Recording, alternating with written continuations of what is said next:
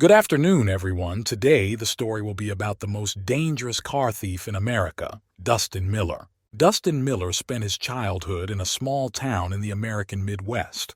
His parents, James and Sarah Miller, worked at a local factory, and although their earnings were modest, they tried to provide their son with everything he needed. From a very early age, Dustin showed a keen interest in technology and cars. At the age of 5, he could spend hours watching his father fix the family car.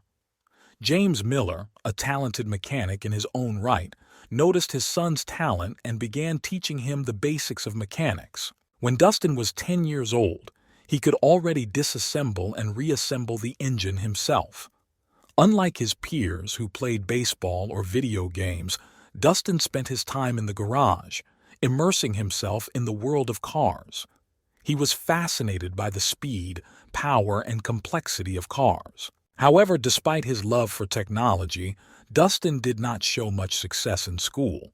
He had difficulty concentrating in class and was often caught daydreaming about his own garage and race car. His teachers saw him as a talented but difficult teenager who lacked discipline. One day, when Dustin was 15 years old, he and his friends decided to steal an old car that was parked in a vacant lot. For others, it was just fun, but for Dustin, it was the beginning of a new life. He felt the excitement, adrenaline, and freedom that this activity gave him. This was the first crime for which he was not caught. He realized that his knowledge and skills could be used not only to repair cars but also to steal them. Thus began Dustin Miller's path to the status of America's most dangerous car thief. Dustin quickly realized that stealing cars brought him not only adrenaline, but also money. With each new theft, he became more and more confident in his abilities and more cunning. He knew how to bypass security systems, how to quickly start a car, how to disappear without a trace. His reputation among his peers grew, and soon his talents became the talk of the local criminal community. During his teenage years, Dustin became part of a small gang of car thieves. These guys, like him, were interested in cars but did not have the same skills and knowledge.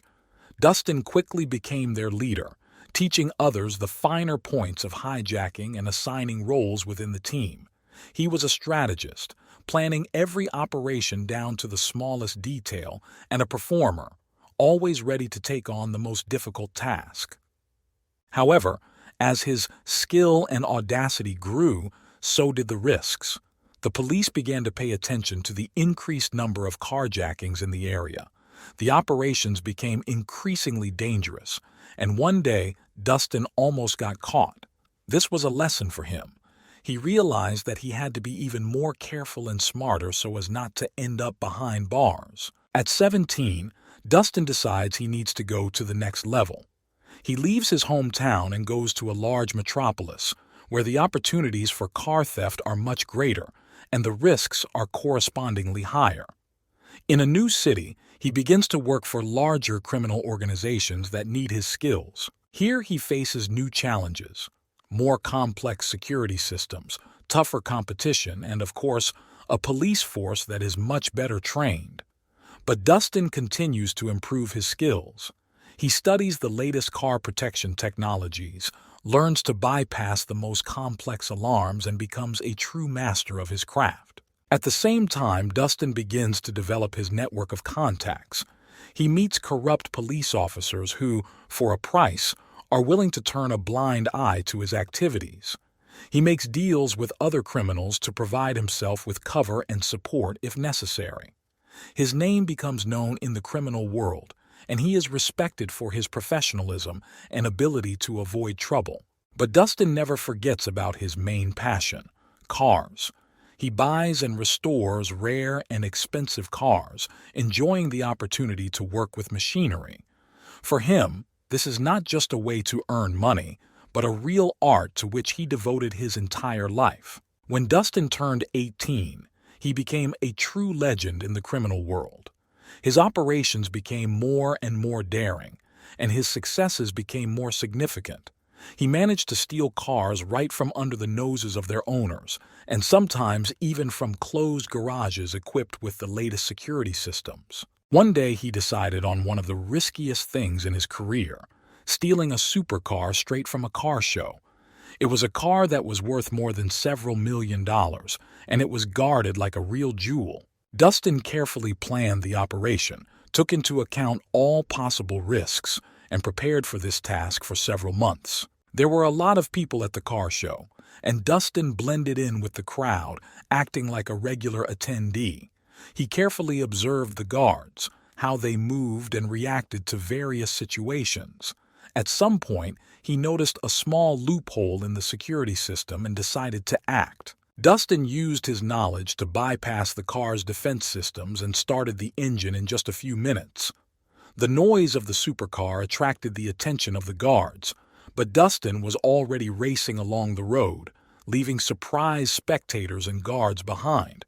It was a triumph, a hijacking that everyone was talking about.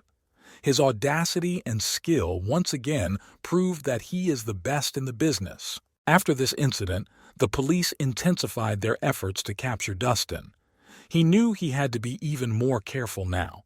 He moved to another city, changed his habits and methods, but did not stop doing what he loved. He understood that his life was a constant game on the edge, and every next step could be his last. Despite all the risks, Dustin was not going to stop. His obsession with cars and desire to be the best drove him forward. He continued to steal cars, commit daring crimes, and enjoy every moment of his dangerous life. One of Dustin's key characteristics was his ability to plan and calculate all possible scenarios. He was always one step ahead of his pursuers, using modern technology and his extensive knowledge in the field of mechanics and electronics. This is what allowed him to remain elusive. With age, his authority in the criminal world only grew. Dustin became more and more sophisticated and inventive in his actions. He created false documents, falsified registration numbers, and sold stolen cars on the black market.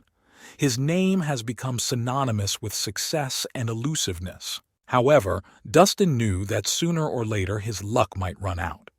He began to think about the future, about what he would do when the time came to leave this dangerous business. But until that moment came, he continued to live life to the fullest, enjoying every day, every hijacking, and every new challenge. After a daring car show theft, Dustin decided it was time for a change of scenery. He chose Chicago, a city where there were many cars and opportunities for his talent.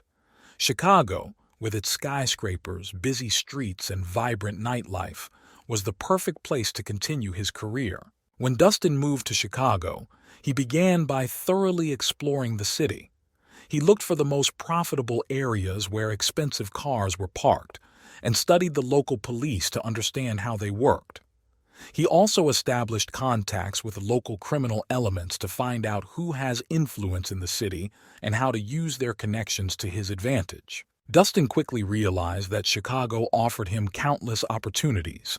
He started by stealing expensive cars from wealthy areas. His knowledge and experience allowed him to bypass any defense systems. He could open and start any car in a matter of minutes, which made him an extremely dangerous opponent for the police. Soon his operations became more extensive. Dustin began working with local gangs, offering his services in exchange for a cut of sales of stolen cars. His authority grew, and he became one of the key figures in the Chicago criminal world. Thanks to his contacts, he was able to arrange shipments of stolen cars to other states and even abroad. However, as his success grew, so did the risks.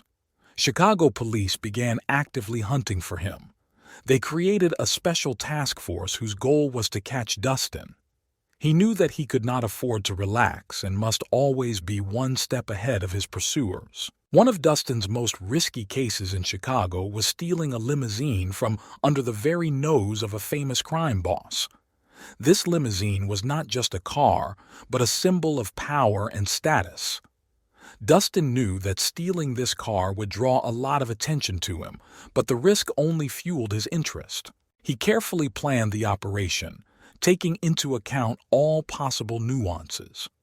On the night of the hijacking, Dustin acted quickly and decisively.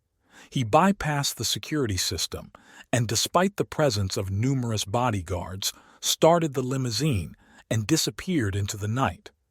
This theft became a real sensation, and his name again appeared on the front pages of crime chronicles. Realizing that after such a daring crime the police would be especially attentive, Dustin decided to hide for a while. He changed several apartments, used fake documents, and carefully hid from surveillance. But despite this, he continued to plan his future operations, remaining true to his cause. Dustin Miller became a true Chicago legend, the most dangerous car thief America has ever seen. His story is far from over, and many more challenges and adventures await him. Hiding from the police, Dustin not only hid, but also began to learn new methods of work. He understood that his success depended not only on his ability to steal cars, but also on his ability to adapt to changing conditions. In his new apartments, he spent time learning about the latest security technologies and tracking systems, improving his skills. Dustin also began to think about creating his own network of professionals. He understood that working alone was becoming more difficult and dangerous. He needed reliable people who could perform various tasks and provide cover.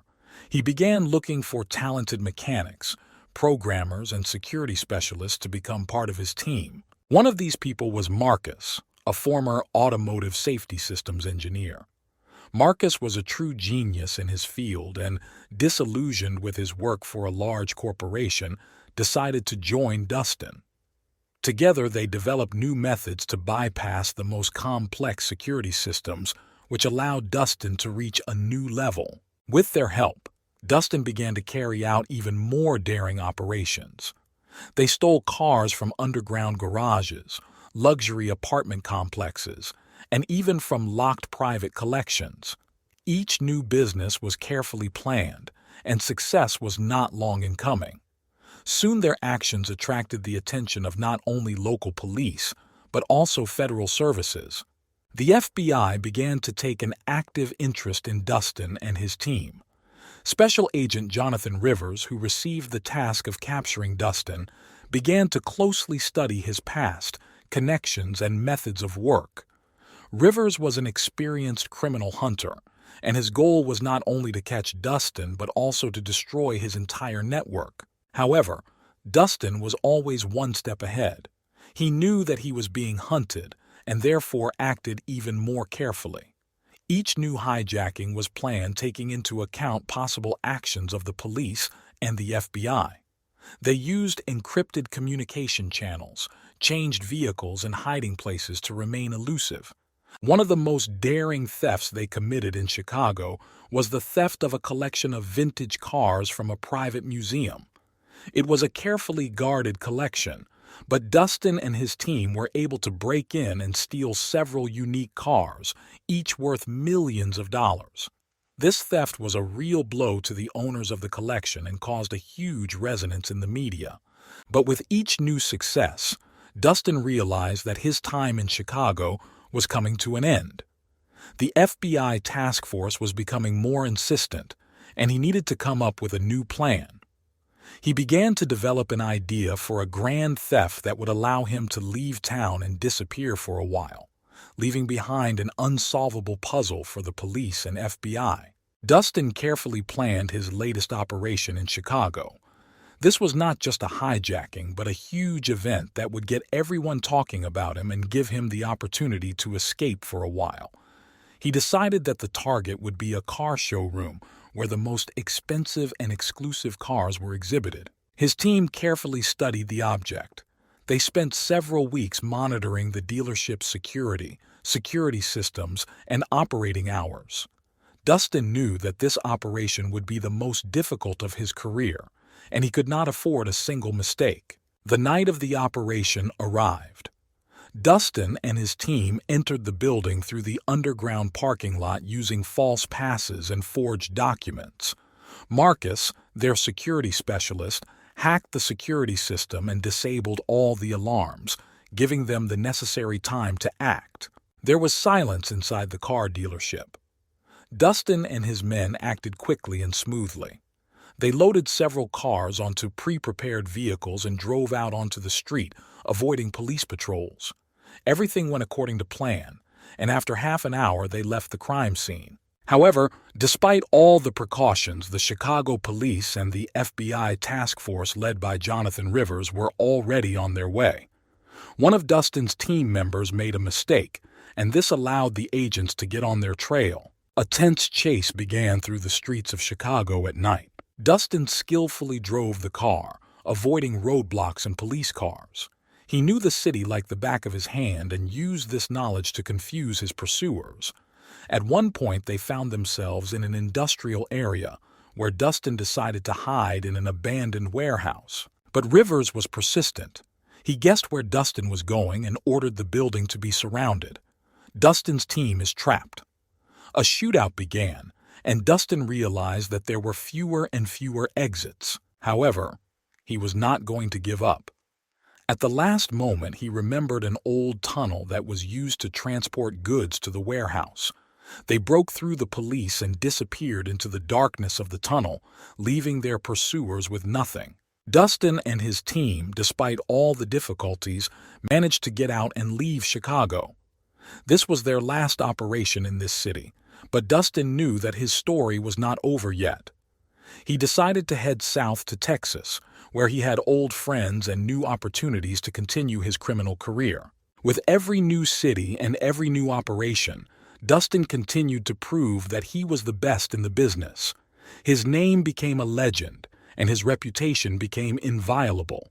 But he knew that one day his luck might turn away from him, and he was ready for any challenges that fate had in store for him. After fleeing Chicago, Dustin and his team headed south to Texas. In this state, famous for its wide open spaces and large cities, Dustin hoped to find new opportunities for his operations. He chose Houston, a city with a booming economy and a huge number of expensive cars. Upon arrival in Houston, Dustin immediately began studying the city and local features. He realized that there were many wealthy areas in Texas where car owners were not particularly concerned about safety. It was an ideal springboard for his new operations. However, unlike previous times, Dustin decided to act more carefully.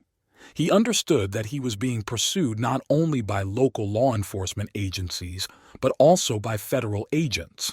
So he began by creating a network of fronts and fake companies that would help him hide his activities. One of the first cases in Houston was the theft of cars from a luxury car dealership on the outskirts of the city. This dealership was famous for its collector cars, and Dustin knew that you could get some really valuable ones here. The operation was carefully planned. Marcus ensured the hacking of security systems, and the team acted quickly and smoothly. After a successful theft, Dustin decided to lie low for a while and start selling stolen cars on the black market. He found new buyers and established connections with local criminal groups, which allowed him to safely sell stolen property and make significant profits. However, not everything went smoothly. One of his buyers turned out to be an undercover agent working for the FBI. Jonathan Rivers, who never gave up trying to catch Dustin, introduced his man into the criminal circles of Houston. Dustin sensed danger but did not have time to prevent exposure. One day, during one of the transactions, Dustin noticed suspicious activity around him. He realized that something was wrong and decided to leave before the operation to capture him began. Quickly gathering a team, he left the meeting place and headed to a previously prepared shelter. There they discussed the current situation. Dustin realized that they were in danger again, and they urgently needed to change plans. He decided that it was necessary to leave Houston for a while and find a new place to continue his activities. Dustin's team headed to Dallas, another major Texas city, where they planned to start with a clean slate. There were a lot of hijacking opportunities in Dallas, and Dustin hoped that they could be more careful and stealthy here. In the new city, they started small, They stole cars in the mid-price category so as not to attract too much attention. Gradually, they increased the scale of their operations, but always remained extremely careful not to fall into traps. Dustin continued to improve his skills and teach the team new techniques.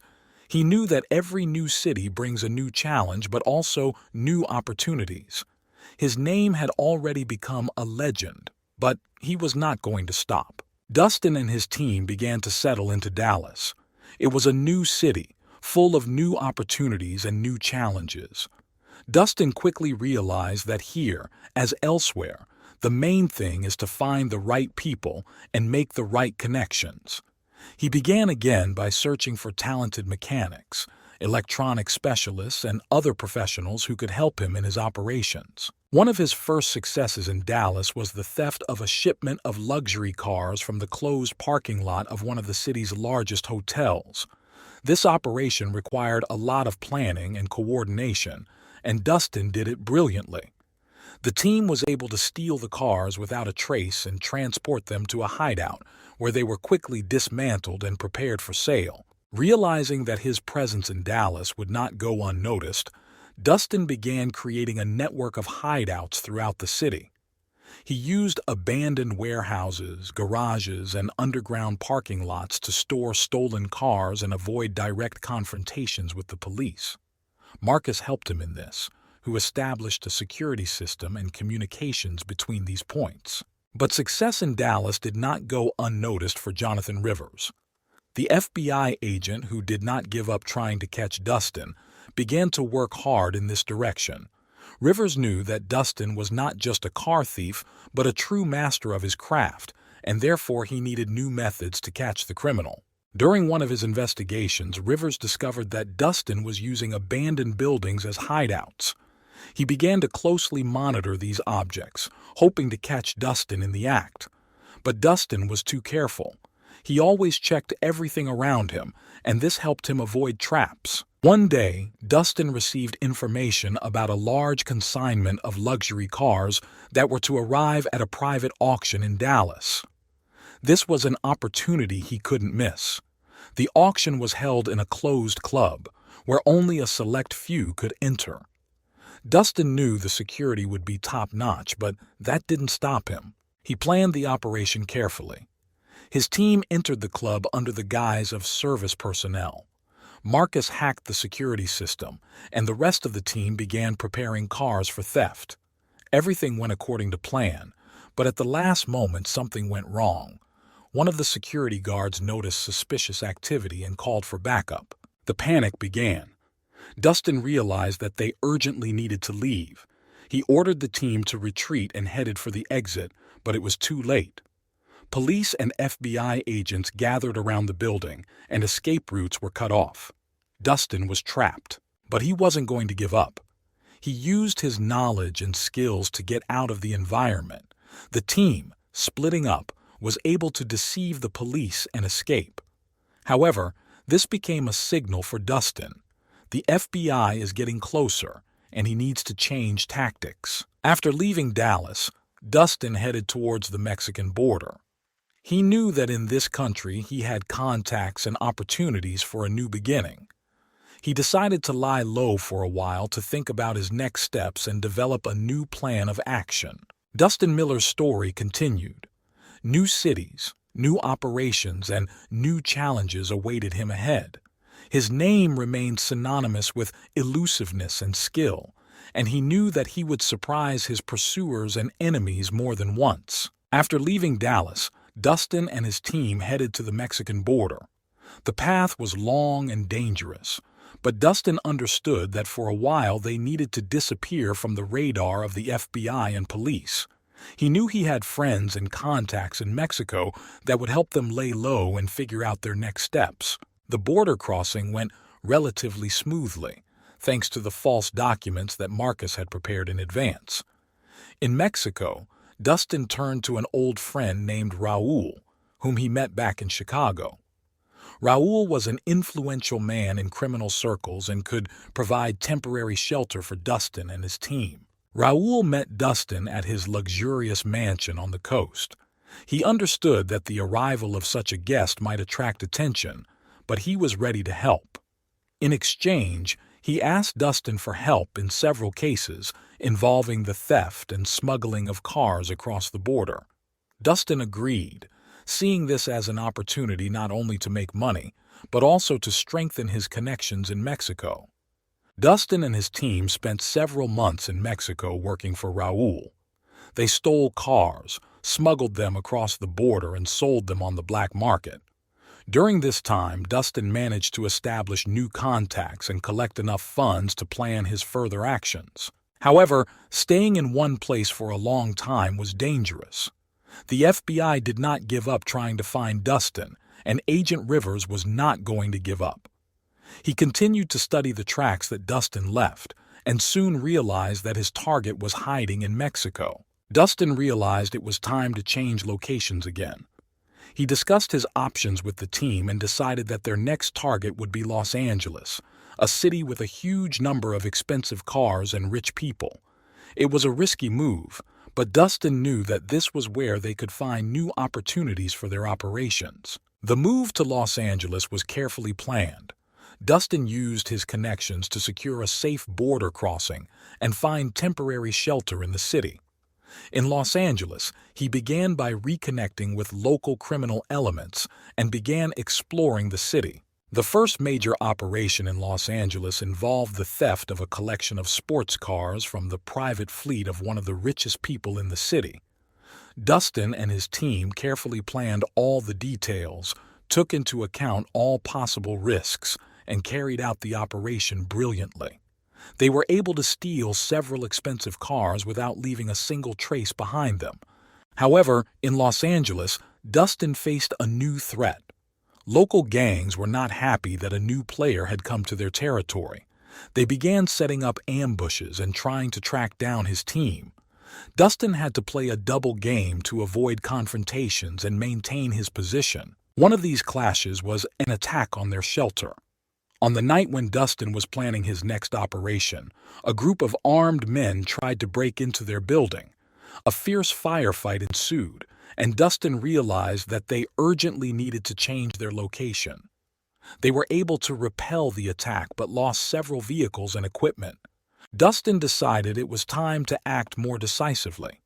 He assembled a team and developed a plan to eliminate the main threats. Over the course of several weeks, they carried out a series of targeted operations, neutralizing gang leaders and their accomplices. This allowed them to strengthen their position and earn respect in the Los Angeles criminal world. But Rivers was already close. He learned about Dustin's movements and operations in Los Angeles.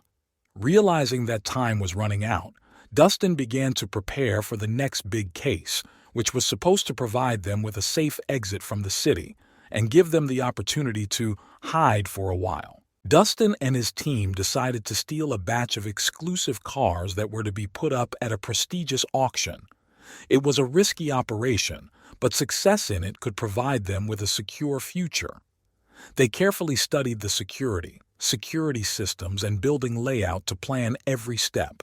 Preparing to hijack a prestigious auction in Los Angeles was one of the most complex operations Dustin had ever planned.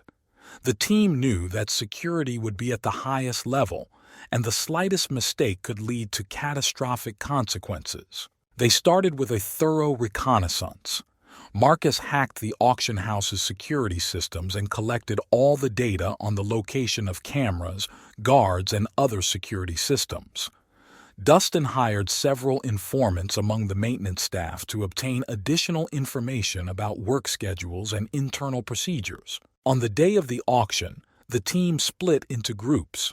Marcus and several people entered the building under the guise of technical personnel to disable the cameras and alarms. Dustin and the others waited in the parking lot for the signal, ready to act at a moment's notice. Once the security systems were disabled, Dustin and his team entered the building. They acted quickly and accurately, like a well-oiled machine.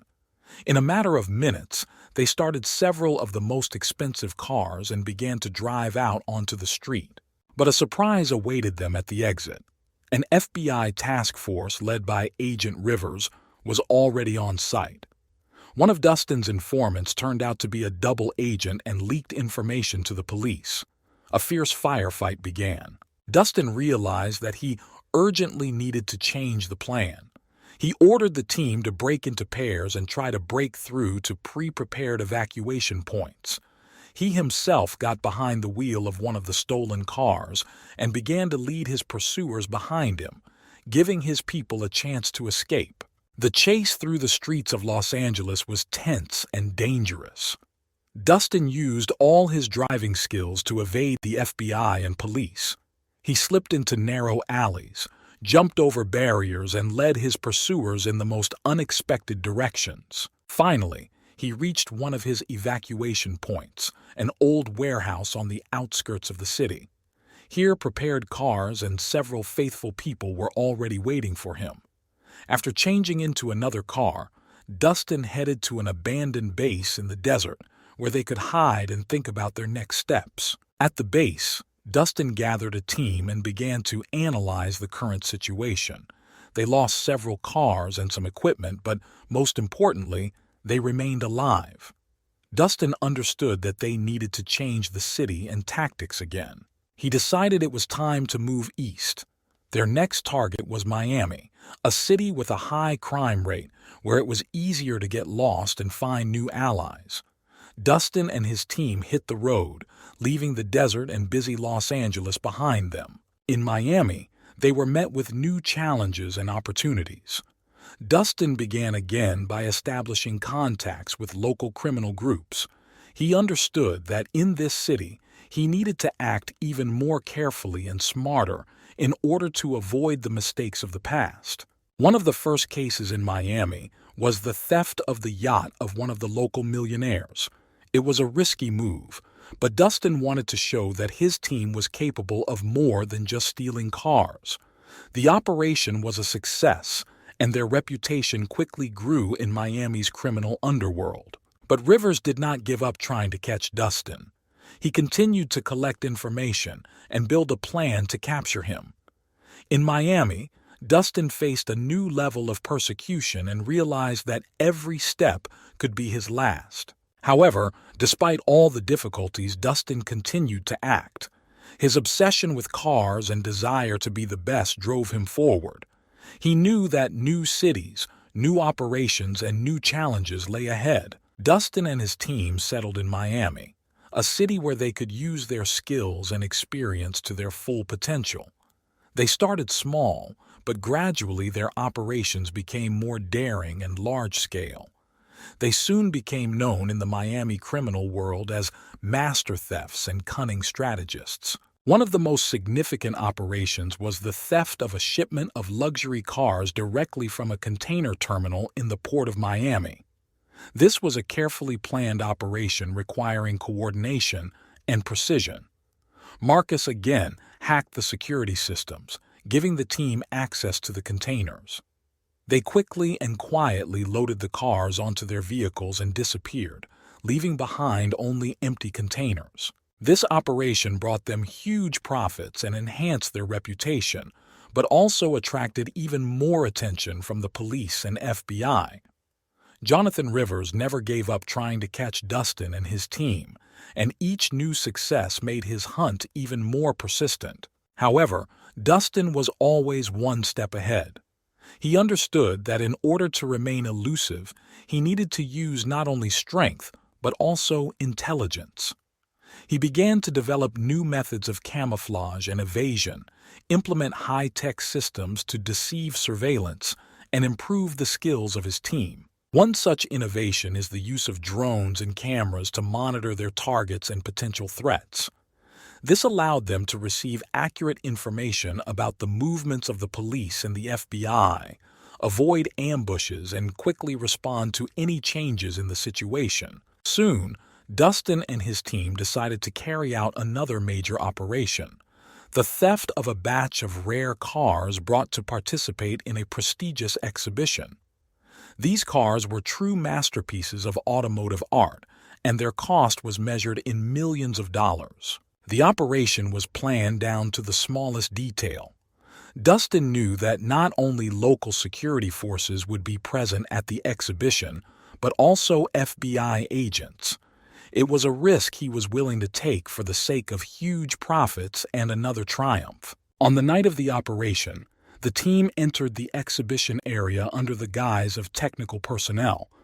They quickly and quietly disarmed the guards and began to work. Soon, several of the most expensive cars were ready for export. But at the very last moment, something went wrong. Jonathan Rivers, expecting a similar move from Dustin, prepared an ambush. Police and FBI agents gathered around the exhibition center building, ready to seize it. Dustin quickly assessed the situation and realized that the only way out was to run. He gave the signal to the team and they began to act. An intense firefight ensued, and Dustin, using his skills and knowledge, led the team to the exit. They managed to break through the encirclement and escape in their vehicles, but the losses were significant. Dustin realized that the game was becoming more and more dangerous. He decided that they needed to lay low for a while and think about their next steps. They took refuge in one of their secret warehouses to heal their wounds and develop a new plan. The team discussed what happened and came to the conclusion that they needed to change their tactics. Dustin suggested focusing on smaller, more frequent operations that would keep a low profile and not attract too much attention. They began stealing mid-range cars and reselling them on the black market to ensure a steady income and avoid major confrontations with the police. But even under these conditions, Dustin did not lose his sense of purpose and ambition. He knew that new challenges and dangers lay ahead of him, and he was ready for them. His team remained loyal and dedicated, and together they continued their dangerous but exciting lives in the Miami criminal underworld. Dustin and his team decided that Miami was becoming too dangerous a place for their operations.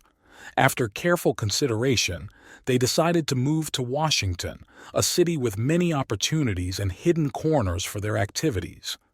Dustin knew that the capital of the United States had its own characteristics and its own threats, but he was ready to take on this challenge. Washington met them with its business rhythm and high level of security. Dustin immediately realized that here they would have to work even smarter and more carefully than before. He began by making contacts in local criminal circles to understand how life worked in the new city. The first few months they were engaged in minor thefts and exploring the city. Dustin knew that to be successful, they needed to be familiar with the streets, security systems, and the habits of local authorities. He studied every area, every street, every possible evacuation point. Over time, Dustin and his team began to feel more confident. They began planning larger operations. One of these operations was the theft of a shipment of luxury cars directly from the parking lot of one of the city's largest business centers. It was a risky operation, but Dustin knew that success would bring them not only profit, but also respect in the criminal world of Washington. Operation was successfully completed. Dustin and his team were able to steal several expensive cars without leaving a single trace behind them. This success attracted the attention of local crime bosses, and they soon received an offer of cooperation. Dustin decided that this could be useful and agreed to a partnership. Together with new allies, they began to plan even larger-scale operations. One of these operations was the theft of a car collection from the private museum of one of the most influential people in Washington. It was a carefully guarded collection, but Dustin and his team were able to bypass all security systems and make off with several unique cars. However, the success did not go unnoticed. The FBI and police began to more actively monitor the activities of Dustin and his team.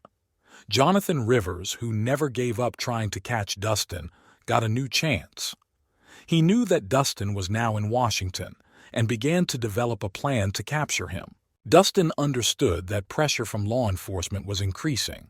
He decided to tighten security measures and go into hiding even further. The team began using fake documents and hideouts throughout the city to avoid possible ambushes. One of these shelters was an old abandoned warehouse on the outskirts of the city. Here they could calmly plan their operations and hide from persecution. At this point, Dustin developed a new plan to steal a batch of exclusive cars that were supposed to arrive at one of the largest car dealerships in the city. This operation required careful preparation. Dustin and his team spent weeks studying the dealership, security systems, and vehicle delivery routes. They knew the FBI would be even more persistent this time, so they planned every detail with extreme care. On the night of the operation, everything went according to plan. Dustin and his men entered the dealership, disabled the security systems, and began loading cars onto vehicles. But at the last moment, they noticed that police cars began to gather around the building. Dustin realized it was an ambush. He gave the team a signal for an emergency retreat. An intense firefight began, and Dustin was barely able to escape from the encirclement. They lost several vehicles and equipment, but most importantly, they remained alive. After this, Dustin decided that they needed to lay low for a while and think about their next steps. They took refuge in a warehouse to heal their wounds and develop a new plan. The team discussed what happened and came to the conclusion that they needed to change tactics and act even more carefully. Dustin knew that new challenges and dangers awaited them. He was ready for them and understood that to succeed, he needed to be one step ahead of his enemies. His story continued, and he was determined to prove that he was the best in the business. After a tense operation at the dealership, Dustin and his team decided to lay low for a while. They realized that the FBI and local police had stepped up their efforts to catch them, and they needed to be more careful. But Dustin was not going to stop there. He began planning new operations that would allow them to remain hidden and still make money. Dustin decided to focus on less visible but permanent operations. One of these operations was the theft of mid-priced cars for resale on the black market. These operations did not attract as much attention, but they brought in a stable income and allowed them to remain safe. Dustin's team became more sophisticated. They began using fake documents and numbers to make it harder for them to be followed. They also used abandoned buildings and underground garages to store stolen cars, thereby avoiding detection. Soon, Dustin learned about a large shipment of cars that was supposed to arrive at one of the city's dealerships. This was a chance for a big operation that could bring in significant income. Dustin began carefully planning every detail. He understood that the success of this operation would allow them not only to make money, but also to strengthen their position in the criminal world of Washington. The operation was planned for the night when security at the dealership was minimal. Dustin and his team entered the area, disabled the security systems, and began loading vehicles onto vehicles. Everything went according to plan, but at the last moment, one of the security guards noticed suspicious activity and called the police. A tense race began. Dustin knew time was short and he needed to act quickly.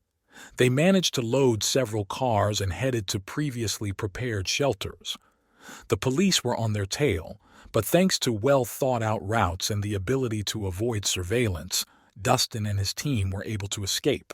After the successful completion of the operation, Dustin decided that they needed to stop major thefts for a while and focus on money laundering. They began investing money in legitimate businesses such as auto repair shops and car rental shops. This made it possible not only to hide illegal income, but also to create an additional source of profit. Soon, Dustin met Anna, a talented lawyer who helped legalize their income and develop tax evasion schemes. She became an important member of the team and helped them avoid many problems with the law. Despite the successes, Dustin understood that the threat from the FBI remained. Agent Jonathan Rivers continued his hunt, and Dustin knew that sooner or later they would collide again. He continued to improve his skills and develop new methods of camouflage and evasion of surveillance. One of these innovations was the use of modern technologies. Dustin and his team began using drones and surveillance systems to monitor the situation and quickly respond to any threats. This allowed them to stay one step ahead of their enemies and avoid trouble. But despite all the precautions, tension grew. Dustin knew that new challenges and dangers awaited them. He was ready for them and understood that to succeed, You need to be not only smart and fast, but also decisive. Dustin Miller's story in Washington continued, and each new day brought new challenges and opportunities. He was determined to prove that he was the best in the business and was ready to fight for his place in this dangerous world. Dustin's life in Washington went on as usual. He and his team successfully legalized part of their income but understood that they could not completely abandon their main business. They continued to steal cars, but they did so more carefully planning each operation and avoiding unnecessary risks. One day, Dustin learned about an upcoming automobile exhibition, at which unique models brought from different parts of the world were to be presented. This was an opportunity he couldn't miss. The exhibition attracted the attention of collectors and car enthusiasts, and the theft of such cars could bring in huge amounts of money. Dustin began carefully planning the operation. He knew that security at the exhibition would be at the highest level, so he decided to act outside the box.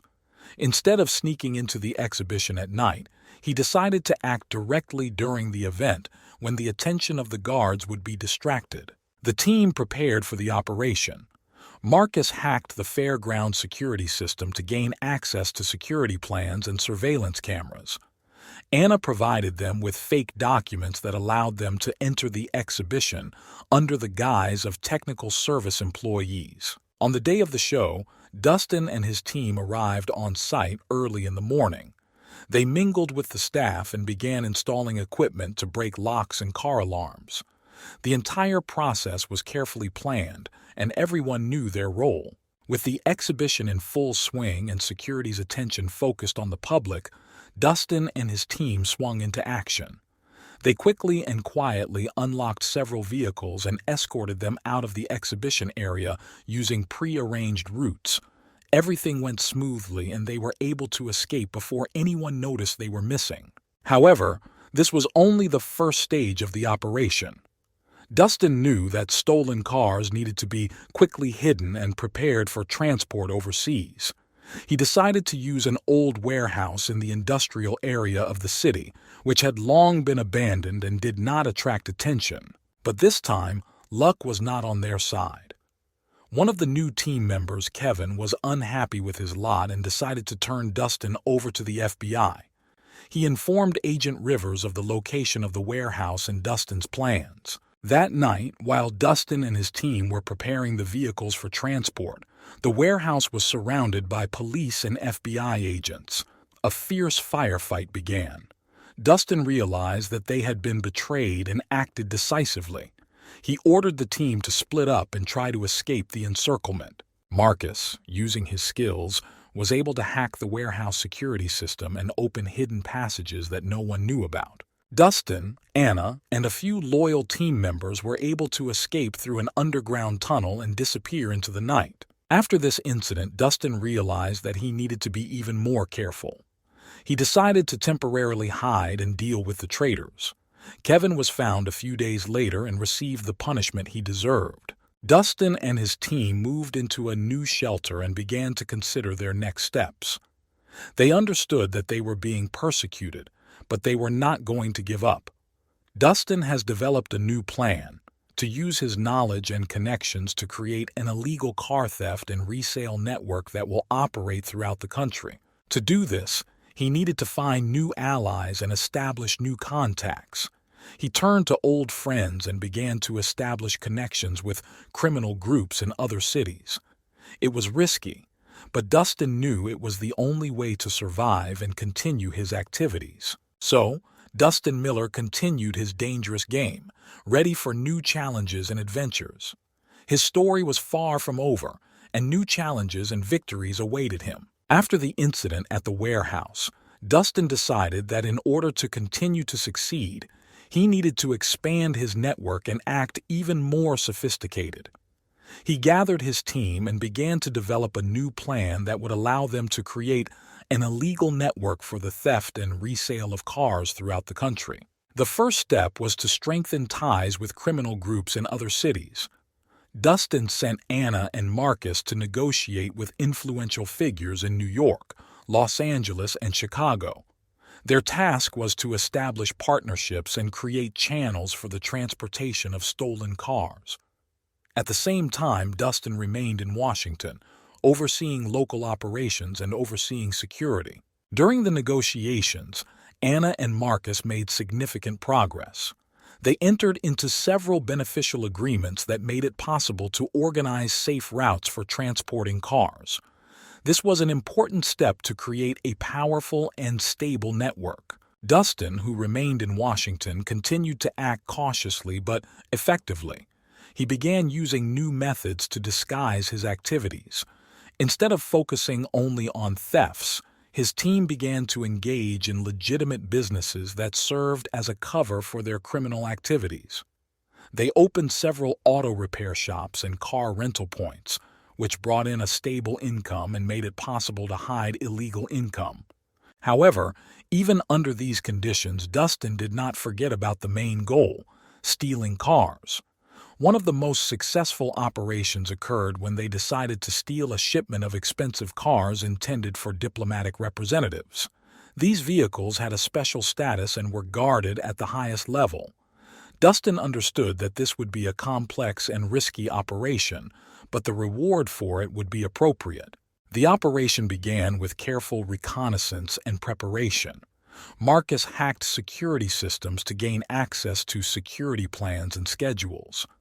Anna provided false documents and passes that allowed them to enter the diplomatic compound. On the night of the operation, the team acted quickly and smoothly. They turned off the alarm, entered the protected area, and began loading cars onto vehicles. Everything went according to plan, but at the last moment they encountered an unexpected obstacle. One of the guards noticed suspicious activity and raised the alarm. Dustin knew that time was short.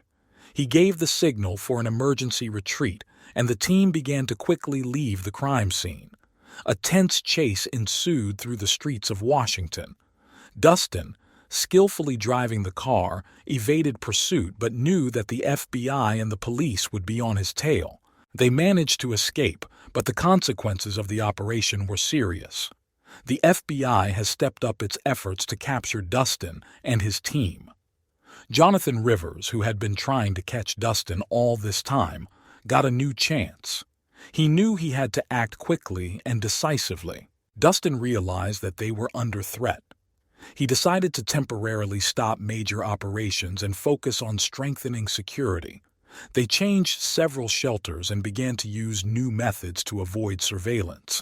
But Dustin knew that this was only a temporary solution. He had to come up with something new to deceive the FBI and continue his activities. Soon, Dustin had a new idea. He decided to create false leads that would mislead the FBI and divert their attention from real operations. To do this, he used several old cars with fake license plates and documents. These cars were left in different parts of the city with suggestive evidence. The FBI, falling for the ruse, began to investigate false leads, which gave Dustin and his team the necessary time to prepare a new operation. They planned to steal a shipment of rare cars that were scheduled to arrive at a private auction in the suburbs of Washington. The operation was carefully planned and was successful. Dustin and his team were able to steal several unique cars and quickly escape. The FBI, busy investigating false leads, did not have time to respond in time. This operation brought Dustin not only significant profit, but also confidence in his abilities. He understood that their success depended on the ability to adapt and find innovative solutions. His story continued, and new challenges and victories awaited him. After a successful operation to steal rare cars, Dustin and his team felt confident in their abilities. They realized that their strategy of deceiving the FBI had worked, and now they have some time to plan new operations. However, Dustin knew that he could not relax. Jonathan Rivers and his team would not give up trying to catch them. Dustin decided that the next step would be to create an even more complex network of hideouts and channels for transporting stolen cars. He began collaborating with hackers who could hack security systems and create fake documents. This allowed them to act even more secretly and avoid surveillance. One day, Dustin learned of a shipment of rare classic cars that were going to be auctioned in downtown Washington. These cars belonged to a collector who was famous for his passion for vintage cars and was willing to pay big money to keep them safe. Dustin decided this was a great opportunity for a new operation. The plan was ambitious. The team prepared several fake documents and passes that allowed them to enter the auction area under the guise of security officers. Marcus hacked security systems to disable cameras and alarms at the right moment. The night before the auction, Dustin and his team infiltrated the property. They acted quickly and smoothly, disabling security systems and beginning to load vehicles onto vehicles. But suddenly, one of the guards noticed suspicious activity and raised the alarm. Dustin knew they didn't have much time. He gave the command to urgently complete the operation and quickly led the team away from the territory. A tense chase ensued through the streets of Washington at night. Dustin, demonstrating driving skill, skillfully evaded pursuit, but knew that the situation was becoming increasingly dangerous. At that moment, he had an idea that could save them. He decided to use one of the old metro tunnels, which had long been abandoned and was used only for technical needs. Dustin directed the team into this tunnel, hoping that the police and FBI would not have time to react. They quickly disappeared into the tunnel, leaving their pursuers behind. It was a risky move, but it worked. The police lost track of them, and Dustin and his team were able to escape from the tunnel on the other side of the city. After this incident, Dustin realized that their activities were becoming too noticeable. He decided to temporarily cease major operations and focus on strengthening his network and creating new hideouts. The team began actively working with hackers and security specialists to create a system that would allow them to remain elusive. One day, Dustin received information about a large shipment of cars intended for exhibition at the White House. This was a unique opportunity that could not only bring huge amounts of money, but also pose a real challenge to their skills. Dustin began carefully planning the operation. They knew that security would be at the highest level, and the slightest mistake could cost them their freedom. But that didn't stop them. The team prepared false passes and documents that allowed them to enter the territory under the guise of technical personnel. On the day of the exhibition, everything went according to plan. The team entered the territory and began to act. But suddenly, they encountered an unexpected obstacle. Agent Rivers and his team were on the spot. An intense battle ensued, during which Dustin and his team were able to steal several vehicles, but were forced to leave behind some of the equipment. Realizing that the situation was becoming too dangerous, Dustin decided that he needed to lie low for a while. He assembled a team and proposed a plan to create new hideouts and channels for transporting stolen cars abroad. They began working on creating false documents and new routes that would allow them to remain in the shadows and continue their activities. Dustin and his team decided to take a break from major operations to think about new strategies. They understood that constantly being on the edge required new ideas and approaches to remain invisible and successful. Dustin decided that they needed to use their talents not only for hijackings, but also to create an infrastructure that would help them operate more efficiently. One day, while discussing new ideas, Marcus suggested using technology on a whole new level. He proposed the idea of creating autonomous vehicles that could be used to steal and smuggle cars, minimizing the risk to team members. The idea seemed audacious, but Dustin decided it was worth a try. The team began working on the project. Marcus found several talented programmers and engineers who agreed to help them create prototypes of autonomous hijackers. They used an old hangar on the outskirts of town to set up a laboratory and workshop where they could work on their projects. Creating autonomous hijackers proved challenging, but the team didn't give up. They developed several prototypes that could independently hack the security systems of cars and transport them to pre-prepared shelters. These devices were controlled remotely and could bypass the most complex security systems. The first test was successful. One of the prototypes was able to steal a car and drive it to a hideout without a single human intervention. Dustin realized that they held the key to a new era in criminal activity. He decided that he needed to continue to develop this technology and use it for larger-scale operations. Soon, they decided to carry out a large-scale operation using their new developments. The target was an elite car showroom in downtown Washington, where the most expensive and rare cars were exhibited. They planned to use autonomous carjackers to enter the dealership, break into the cars, and drive them to the hideout. The operation was carefully planned. The team trained several autonomous hijackers and installed surveillance systems to monitor the situation. On the night of the operation, everything went according to plan. The thieves entered the car dealership, broke into cars, and began to evacuate them. But at the last moment, something went wrong. One of the hijackers encountered an unexpected obstacle and was damaged. This attracted the attention of the guards, and an alarm began. Dustin and his team quickly adapted to the situation, using their skills and knowledge to minimize the impact. They were able to remove several vehicles but were forced to leave behind some of the equipment. This was a risk they took, and Dustin knew he had to be prepared for such situations.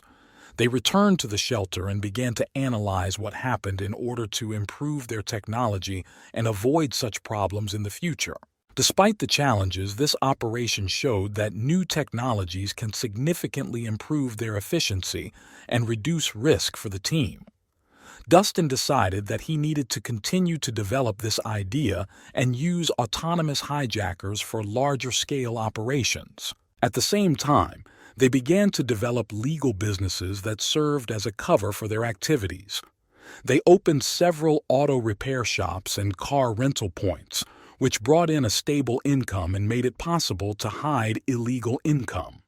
These businesses also served as excellent cover for testing and refining their technology. Meanwhile, Jonathan Rivers did not give up trying to catch Dustin and his team. He realized that their activities were becoming increasingly sophisticated and began to use new methods of surveillance and reconnaissance. Rivers was persistent and willing to go all the way to catch Dustin. Dustin knew the game was becoming increasingly dangerous, but he was ready for new challenges. He continued to develop new strategies and technologies that allowed him to stay one step ahead of his enemies. His story continued, and each new day brought new challenges and victories. Dustin and his team realized that the use of autonomous hijackers and new technologies gave them a significant advantage, but also brought more attention to their activities. They decided to temporarily cease large operations and focus on strengthening their network and improving technology. One of the new ideas proposed by Marcus was the creation of mobile workshops. These were specially equipped vans that could move around the city and quickly change location. Such workshops made it possible to steal and transport cars without being noticed. They could also be used to repair and modify autonomous hijackers. The team began developing and equipping the vans with the necessary equipment. They soon had several mobile workshops, which they used for small operations and testing new technologies. This allowed them to remain flexible and not attract too much attention. One day, Dustin learned about a large shipment of electric vehicles that were scheduled to arrive at a dealership in downtown Washington. These cars were the latest model and had a high value on both the legal and black markets. Dustin decided this would be a great opportunity to try out their new mobile workshops in action. The operation was carefully planned. They decided to act during the day, when the attention of security and police was more diffuse. The team prepared several vans that would be located in different parts of the city to create the illusion of normal activity. On the day of the operation, Dustin and his team arrived on site disguised as maintenance personnel. They began to inspect the cars and prepare them for loading. The entire operation was timed to take a few minutes to minimize the risk of detection. But at the very last moment, one of the security guards noticed suspicious activity and called the police. A tense race against time began. The team quickly loaded the cars onto vans and began driving off to different parts of the city. Dustin knew they needed to act quickly and coordinatedly to avoid prosecution. He gave the command to separate, and each van headed to pre-prepared evacuation points. The police tried to give chase, but thanks to mobile workshops, the team was able to quickly disappear from the crime scene. Operation was successfully completed. Dustin and his team were able to steal several electric vehicles and take them to the hideout. But they understood that now the attention of the police and the FBI would be even more focused on their activities. They needed to be even more careful and inventive. Meanwhile, Jonathan Rivers continued his attempts to catch Dustin. He analyzed every operation, collected data, and developed new strategies. Rivers understood that for a successful takeover, he needed to use his mind as well as his strength. Dustin decided that they needed to lay low for a while and focus on developing new technologies and improving their methods. They began working on creating a camouflage system for their mobile workshops that would allow them to change the appearance of their vans and avoid surveillance. At this time, Anna proposed the idea of creating a legal company for the development and testing of autonomous systems for cars. This would allow them not only to legalize part of their income, but also to use legal technologies for their own purposes. Dustin approved of the idea and they began working on creating a company. The company quickly attracted the attention of investors and partners. This gave Dustin and his team access to new resources and technology that they could use for their operations. They began testing new systems on legal platforms, which allowed them to improve their skills and methods. Despite their successes, Dustin knew that new challenges lay ahead. He continued to develop new strategies and technologies that would allow them to stay one step ahead of their enemies. His story continued, and each new day brought new challenges and victories. After several successful transactions and the creation of a legal company, Dustin felt at the top. However, he knew not to relax. Jonathan Rivers and the FBI continued to work tirelessly to capture him.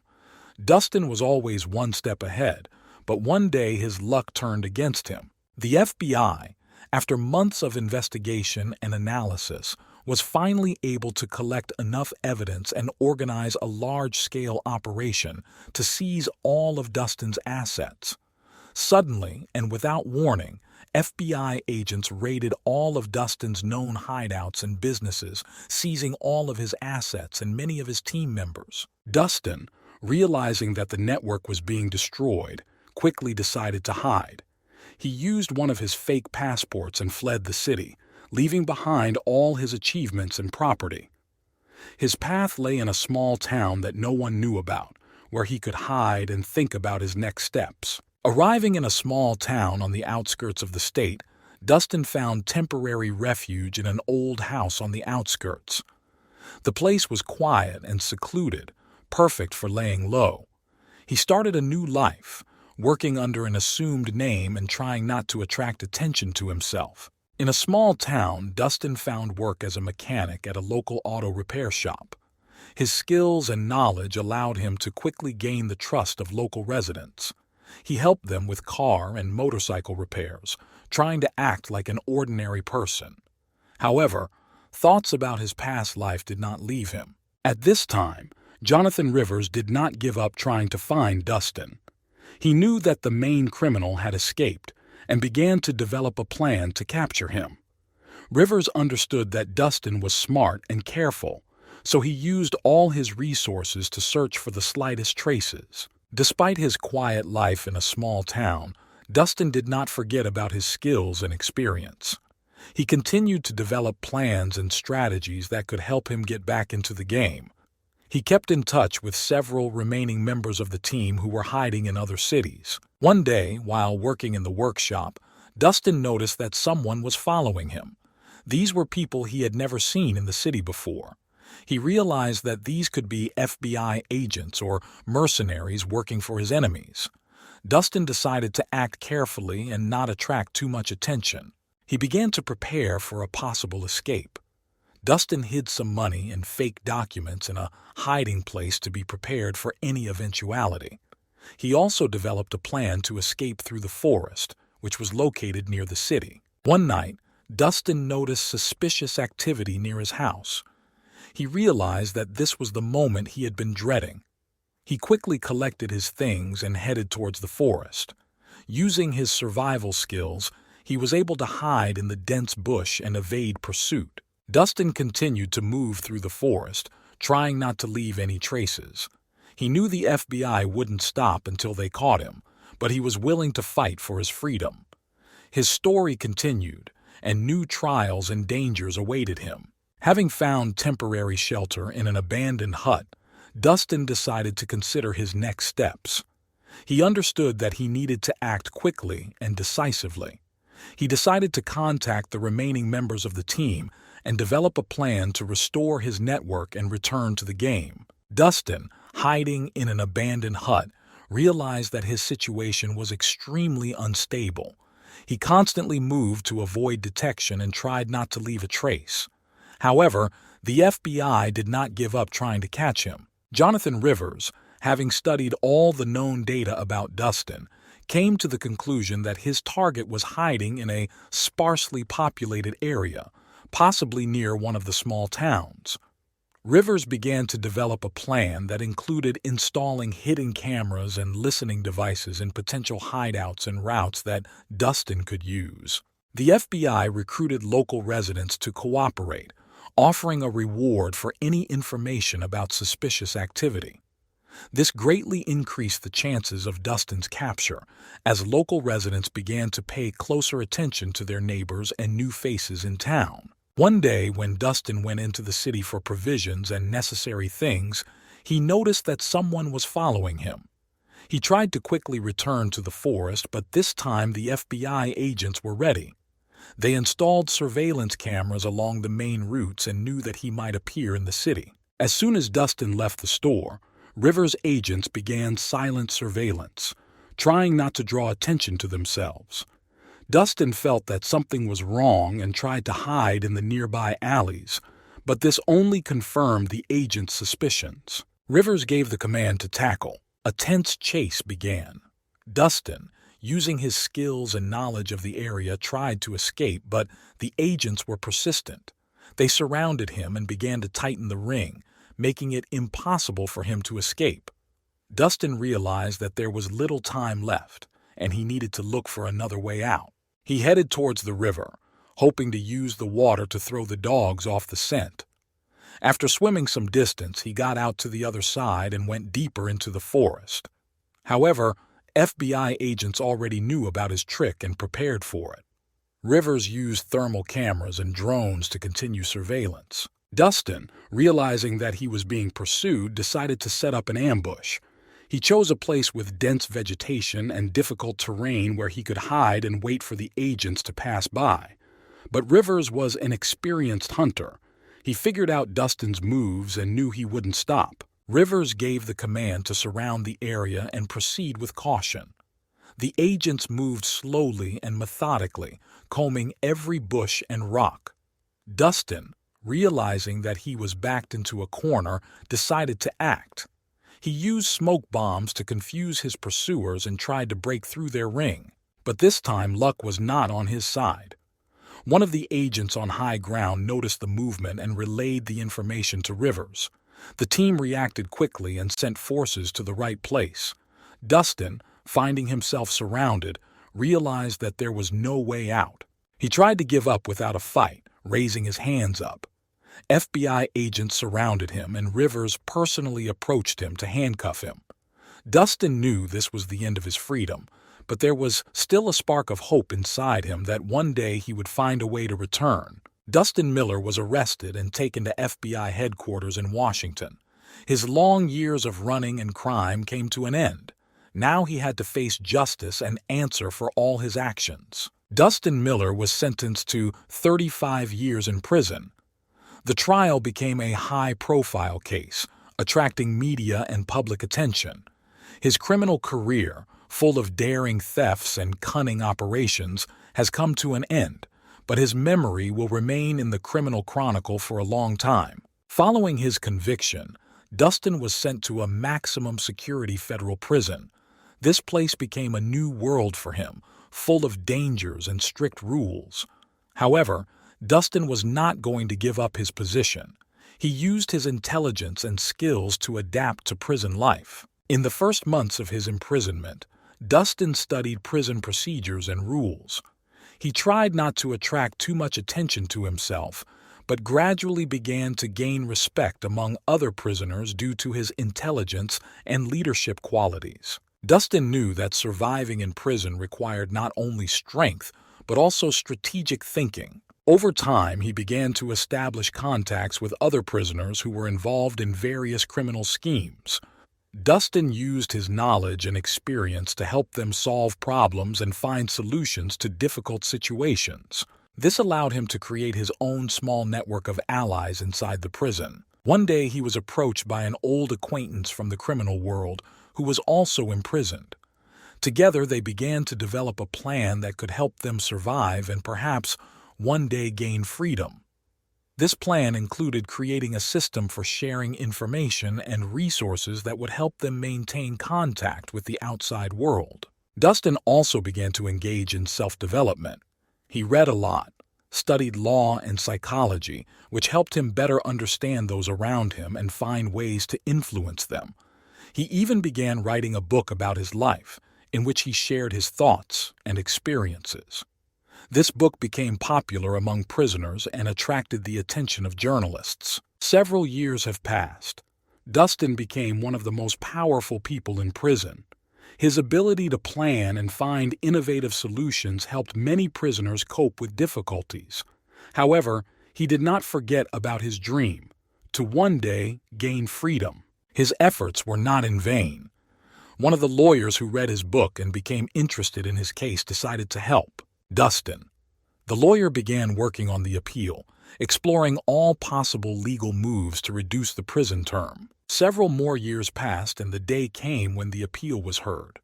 The court, given the positive changes in Dustin's behavior and his contribution to the rehabilitation of other prisoners, decided to reduce his sentence. Dustin was released on parole after 20 years in prison.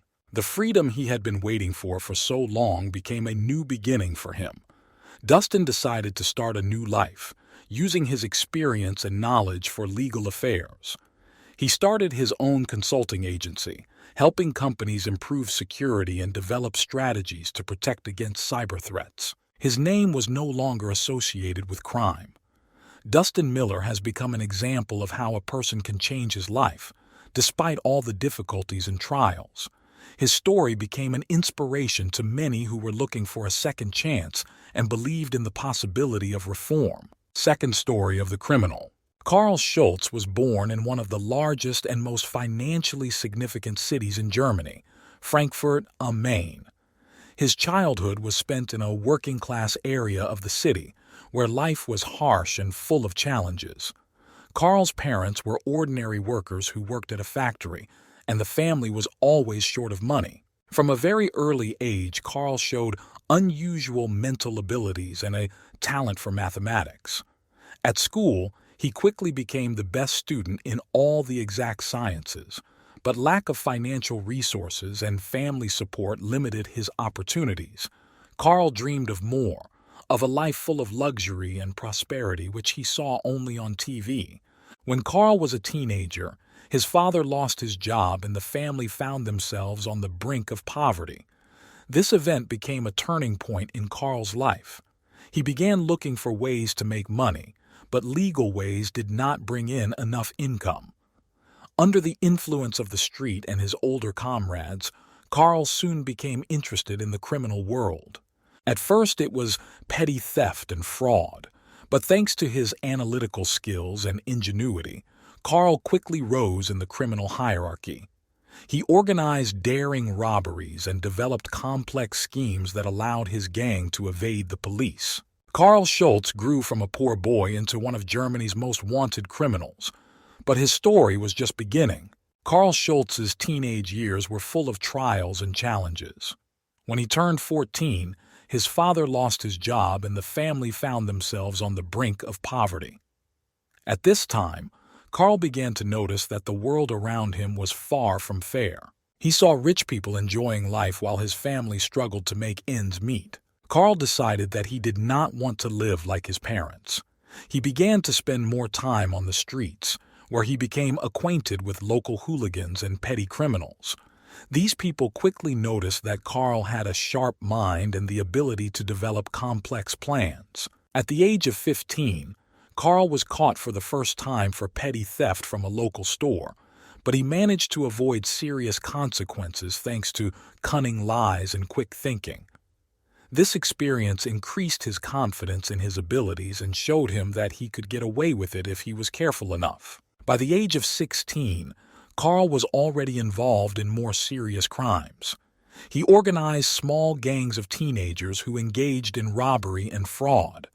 Carl was their undisputed leader, as he always found the best ways to deceive his victims and evade the police. One of his most daring acts as a teenager was robbing a local jewelry store.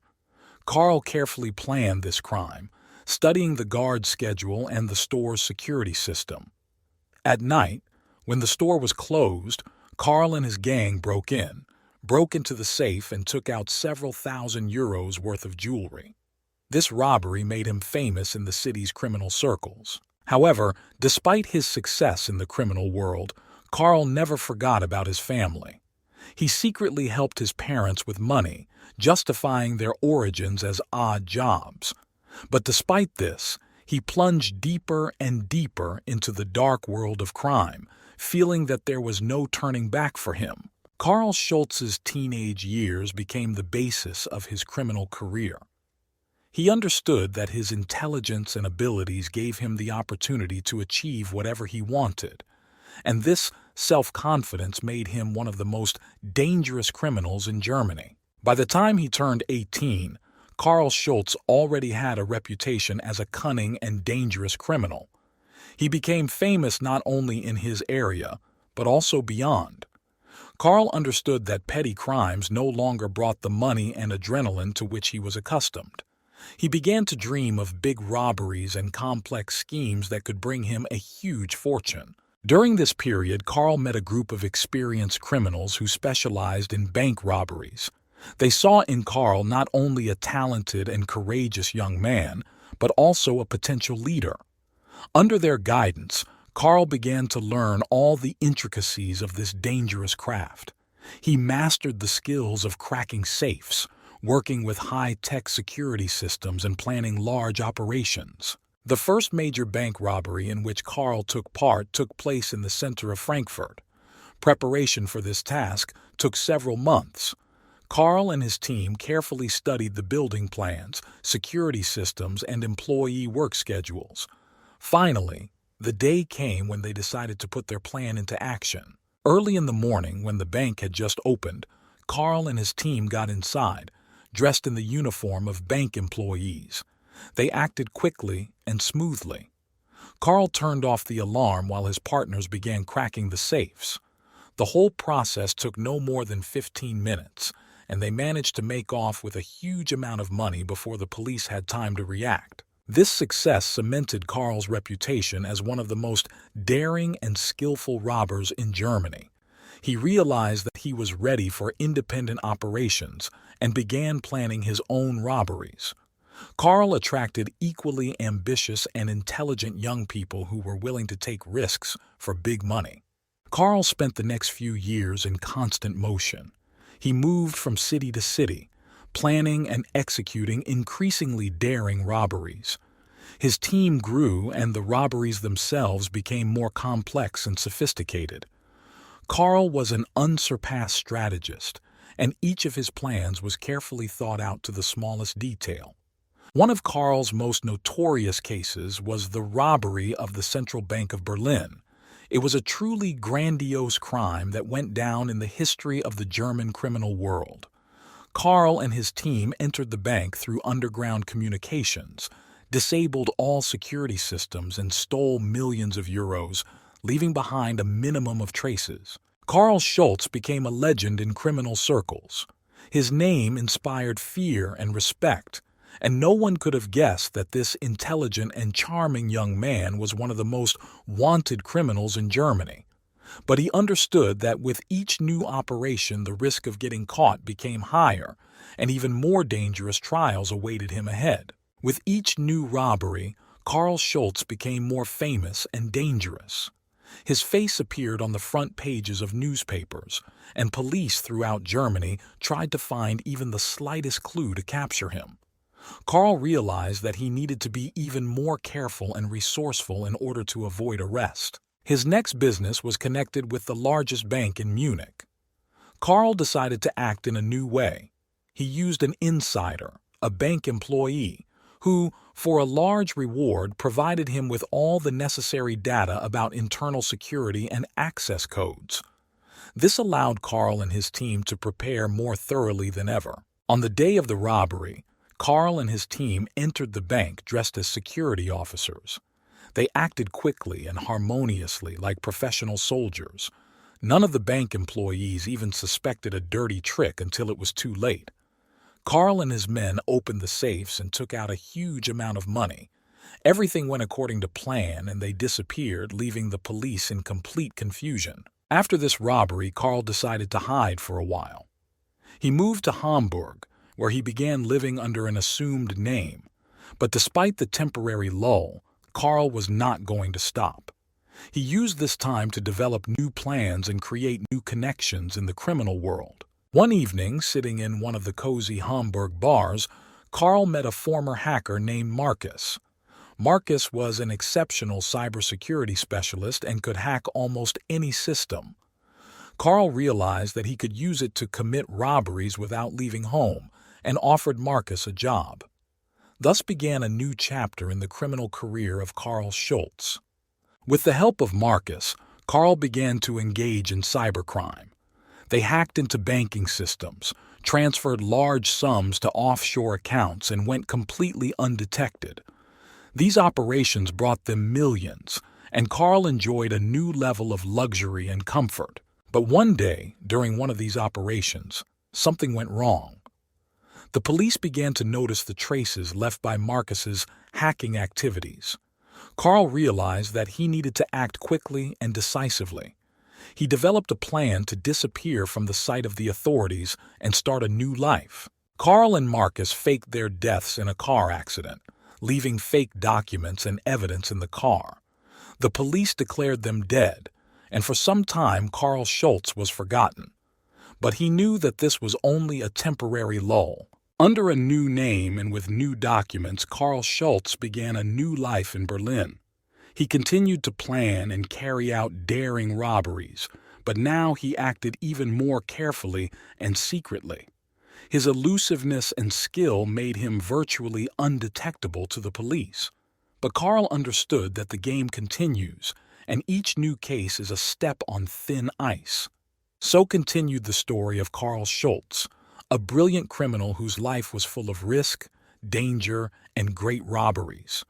And new challenges and adventures awaited him, which required all his intelligence and ingenuity to remain free and continue his criminal activities. Karl Schultz successfully adapted to his new life in Berlin under the name Günther Bauer. He tried not to attract attention to himself, but his ability to plan complex operations and his charisma soon attracted other criminals to him again. Karl understood that technology was advancing, and he had to keep up with the times to stay one step ahead of the police. Despite the precautions, Karl always found ways to remain active in the criminal world. Meetings with accomplices took place in the most unexpected places, from small cafes to abandoned warehouses. He continued to develop increasingly complex heist schemes using his skills and new technologies. One day, Karl decided to carry out one of the most daring robberies of his career. He planned to infiltrate the largest bank in Berlin and hack its security system with the help of Marcus, who remained his faithful partner all this time. They prepared the operation for several months, studying every detail. Karl was going to take advantage of the fact that the bank was about to update its security system, at which point the security mechanisms would be weakened. The day of the robbery arrived. Carl and Marcus entered the bank under the guise of technicians who came to install new equipment. With their help, they gained access to the bank's main systems and began hacking.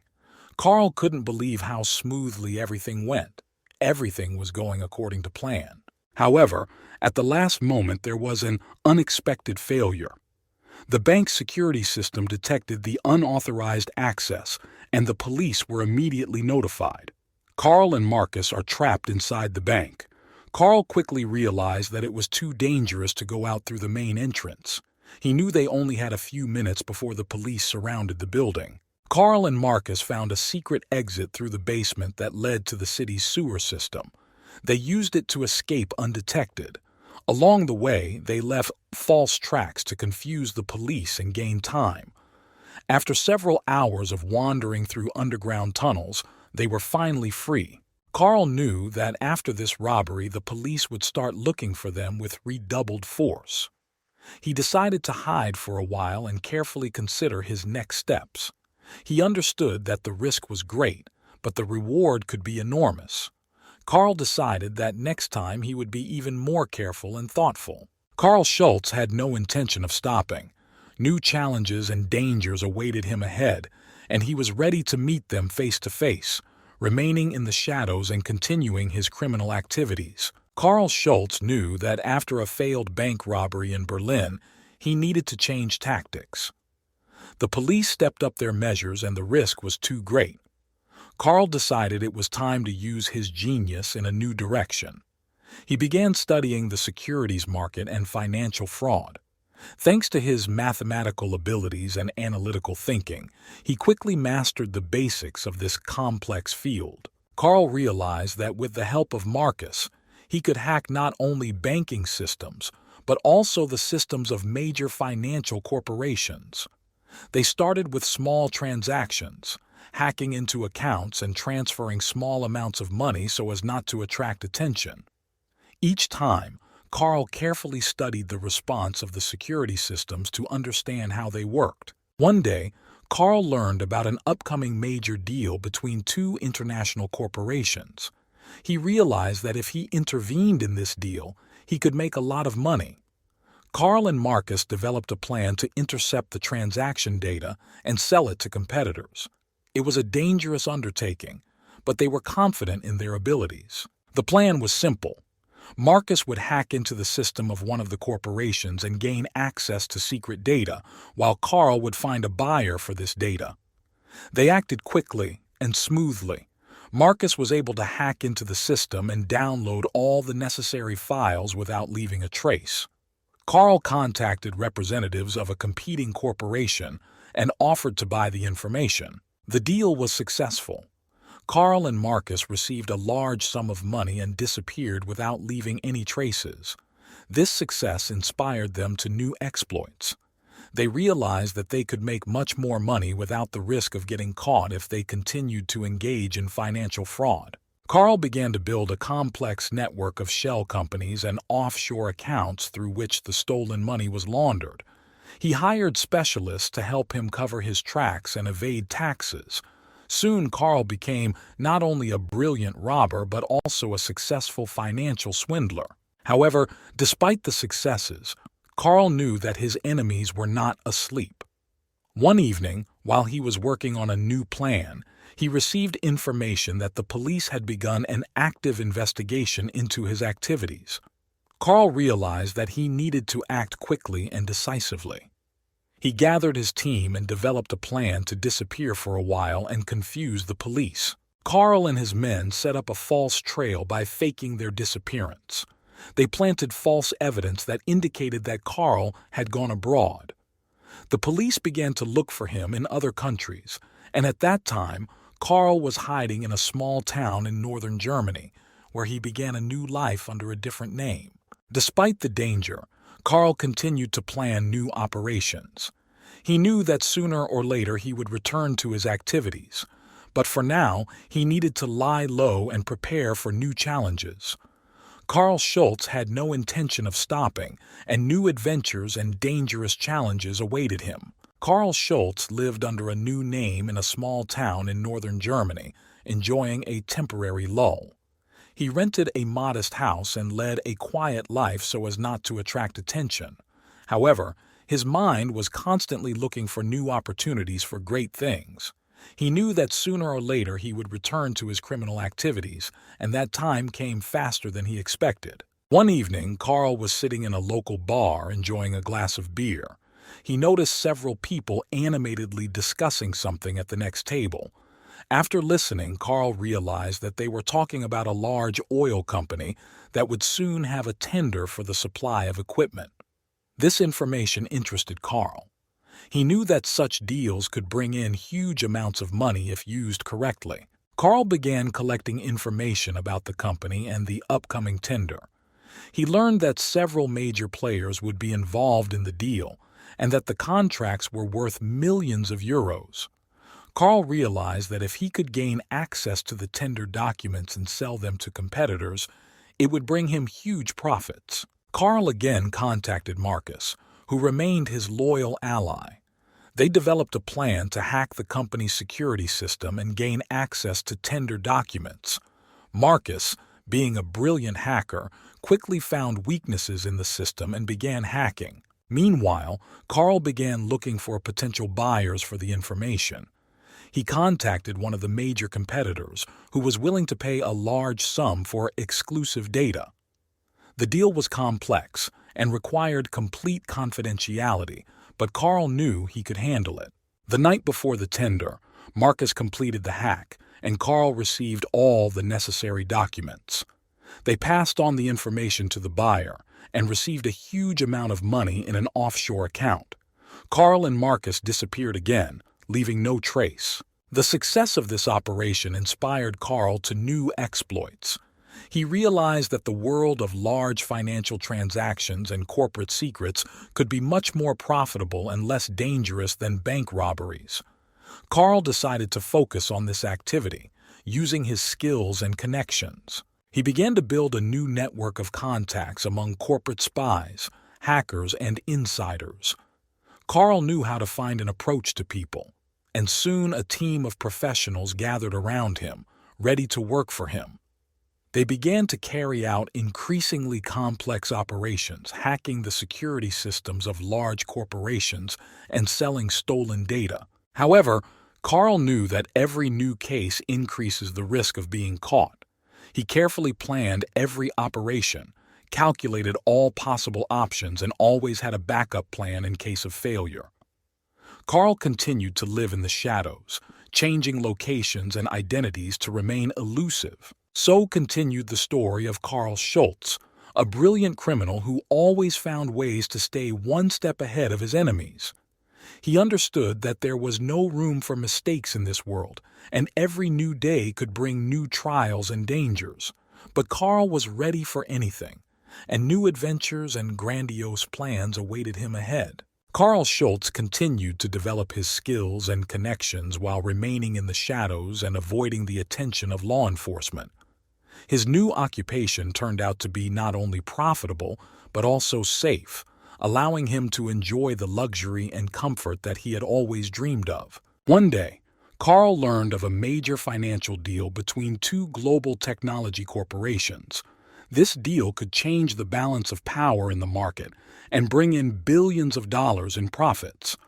Karl decided that this was the ideal opportunity for a new operation. He began collecting information about the corporations and people involved in the deal. Karl found out that the negotiations would take place in Switzerland, in one of the most secure hotels in Zurich. He contacted Marcus and asked him to prepare everything necessary to hack the hotel's security systems and access confidential information. Marcus found a way to break into the hotel's system by exploiting a vulnerability in their software. Karl decided that he would attend the negotiations in person, posing as a representative of one of the parties, in order to control the process and receive information in real time. Karl used false documents and a fake biography to gain access to the negotiations. He rented a luxurious room in the same hotel where the meetings were to take place. On the first day of negotiations, Carl carefully observed all the participants, recording their conversations and analyzing the data obtained. During the negotiations, Carl discovered that one of the corporations was planning a major merger that would significantly increase their market value. This information was invaluable, and Carl decided to use it for his own benefit. He contacted the corporation's competitors and offered them exclusive information about the upcoming merger. Competitors agreed to pay a huge sum for this information, knowing that it would give them a significant advantage in the market. The deal was successful, and Carl received his reward. However, he understood that his actions would not go unnoticed. Corporations would start looking for the leak, and the Swiss police could quickly be on his trail. Carl decided that he needed to disappear immediately. Carl and Marcus developed an escape plan. They prepared several false tracks to confuse their pursuers. Carl changed his documents and appearance so that no one could recognize him. At the last moment, he left the hotel and headed to the airport, where a private jet was waiting for him. Carl flew to Latin America, where he began a new life under a new name. He rented a villa on the ocean and hid for a while, enjoying a well-deserved rest. But his mind was constantly working, analyzing new possibilities and preparing for the next step. Carl knew that the world of big financial deals and corporate secrets was full of opportunities for those willing to take risks. He was not going to stop there and continued to look for new ways for his brilliant plans. New adventures and challenges lay ahead, and Carl was ready to meet them with the intelligence and determination that made him one of the most elusive criminals in the world. Carl Schultz enjoyed life in his villa in Latin America, but his innate desire for risk and thirst for adrenaline haunted him. He closely followed world news and analyzed financial markets to find new opportunities for his activities. One day, Carl learned about a major international forum that was to be held in Buenos Aires. This forum was supposed to discuss global energy issues, and among the participants there were many influential businessmen and politicians. Carl decided that this was the ideal opportunity for a new operation. Carl began collecting information about the forum and its participants. He found out that one of the key speakers would be the head of a major energy corporation who was going to present a new project to develop alternative energy sources. Carl realized that information about the project could be very valuable to competitors. He contacted Marcus again, and they devised a plan to infiltrate the forum. Carl received fake documents and journalist accreditation, which allowed him to move freely around the event. Marcus, in turn, prepared equipment for covert hacking of the forum's security system. On the first day of the forum, Carl watched the presentations and listened to the discussions with interest. He was waiting for the right moment to gain access to classified information. Soon he managed to find a computer connected to the forum's internal network. Using a device provided by Marcus, Carl began hacking. Carl acted carefully and quickly. He managed to gain access to the emails and documents of the head of the corporation. Among them, he found a detailed plan for a new project and a strategy for its implementation on the market. Carl knew that this information was worth millions. He immediately contacted representatives of a competing company and offered them exclusive data. The negotiations were successful, and Carl agreed to transfer information in exchange for a large sum of money. The deal was scheduled for the next night in one of the most secure hotels in Buenos Aires. Carl prepared for the deal, thinking through all possible scenarios. He met with representatives of competitors and gave them information. In exchange, he received a suitcase filled with cash. Everything went smoothly, and Carl disappeared again, leaving no trace. However, Carl understood that his activities were becoming increasingly dangerous. He decided that after this operation he needed to lie low for a longer period. Carl went to the Caribbean, where he rented a secluded house on the seashore. There he decided to spend several months resting and analyzing his next steps. In the Caribbean, Carl met an old friend named Raoul, who was a professional smuggler. They talked for a long time about past affairs and new opportunities. Raoul invited Carl to join his operation to smuggle rare artifacts and works of art.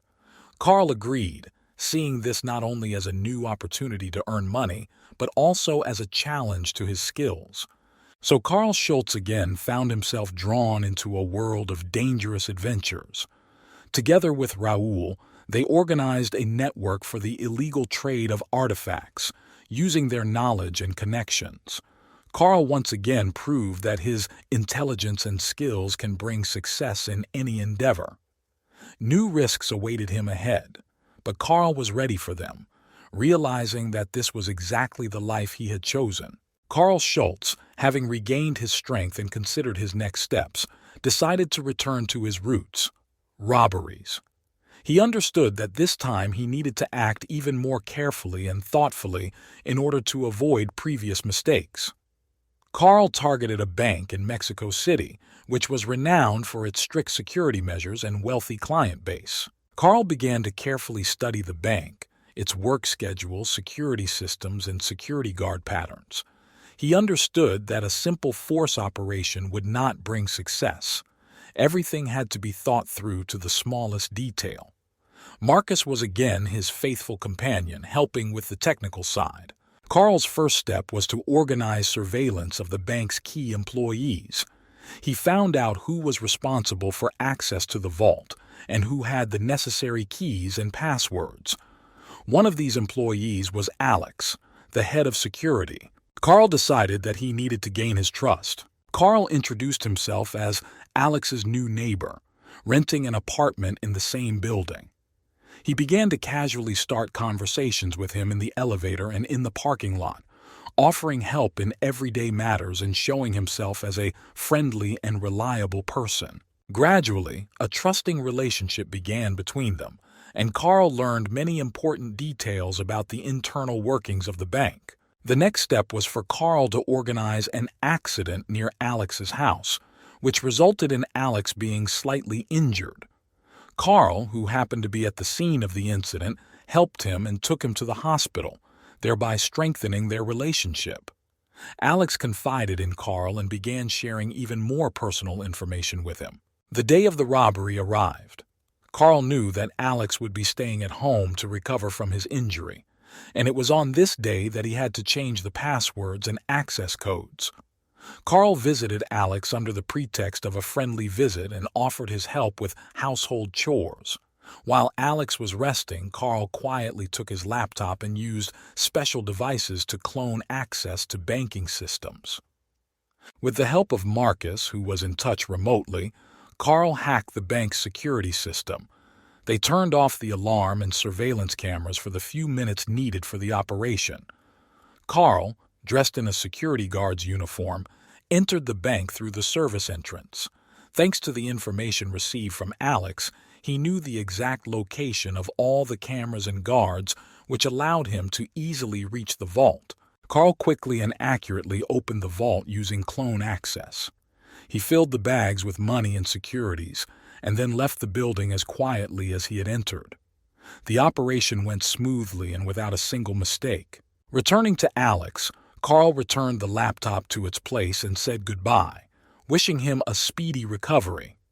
No one suspected him of involvement in the robbery, and Carl disappeared again, leaving the police in complete confusion. Carl and Marcus divided the spoils and decided to hide for a while so as not to attract attention. Carl again proved that his intelligence and skill allow him to carry out the most complex operations while remaining elusive. New challenges and adventures awaited him, but Carl was ready for them, knowing that he could always find a way out of any situation. Carl Schultz and Marcus decided that after such a successful robbery, they needed time to lie low and enjoy the loot. However, despite this, Carl never lost sight of new opportunities. Several months passed, and Carl began to think about the next operation. He realized that this time he needed something bigger and more complex to test his abilities. Carl learned about a major international jewelry exhibition that was to be held in New York. This exhibition was to feature the rarest and most valuable jewels from around the world. Carl decided that this was the ideal target for his next operation. Carl and Marcus began to carefully plan the robbery. They studied the building's layout, security system, guard schedules, and jewelry delivery times. They also found an insider, an exhibition employee named Emma, who agreed to help them for a large sum. Emma gave them access to the internal security system and explained all the precautions that had been taken to protect the jewelry. Carl and Marcus came up with a plan that included disabling the alarms and cameras for the few minutes needed for the operation. The day of the robbery arrived. Carl and Marcus arrived at the exhibition disguised as service personnel. They used fake documents and credentials to get inside. Emma quietly turned off the alarm and cameras, giving Carl and Marcus the opportunity to act. They quickly and accurately entered the hall where the most valuable exhibits were kept. Carl used his skill to open the protective glass cases and take the jewelry.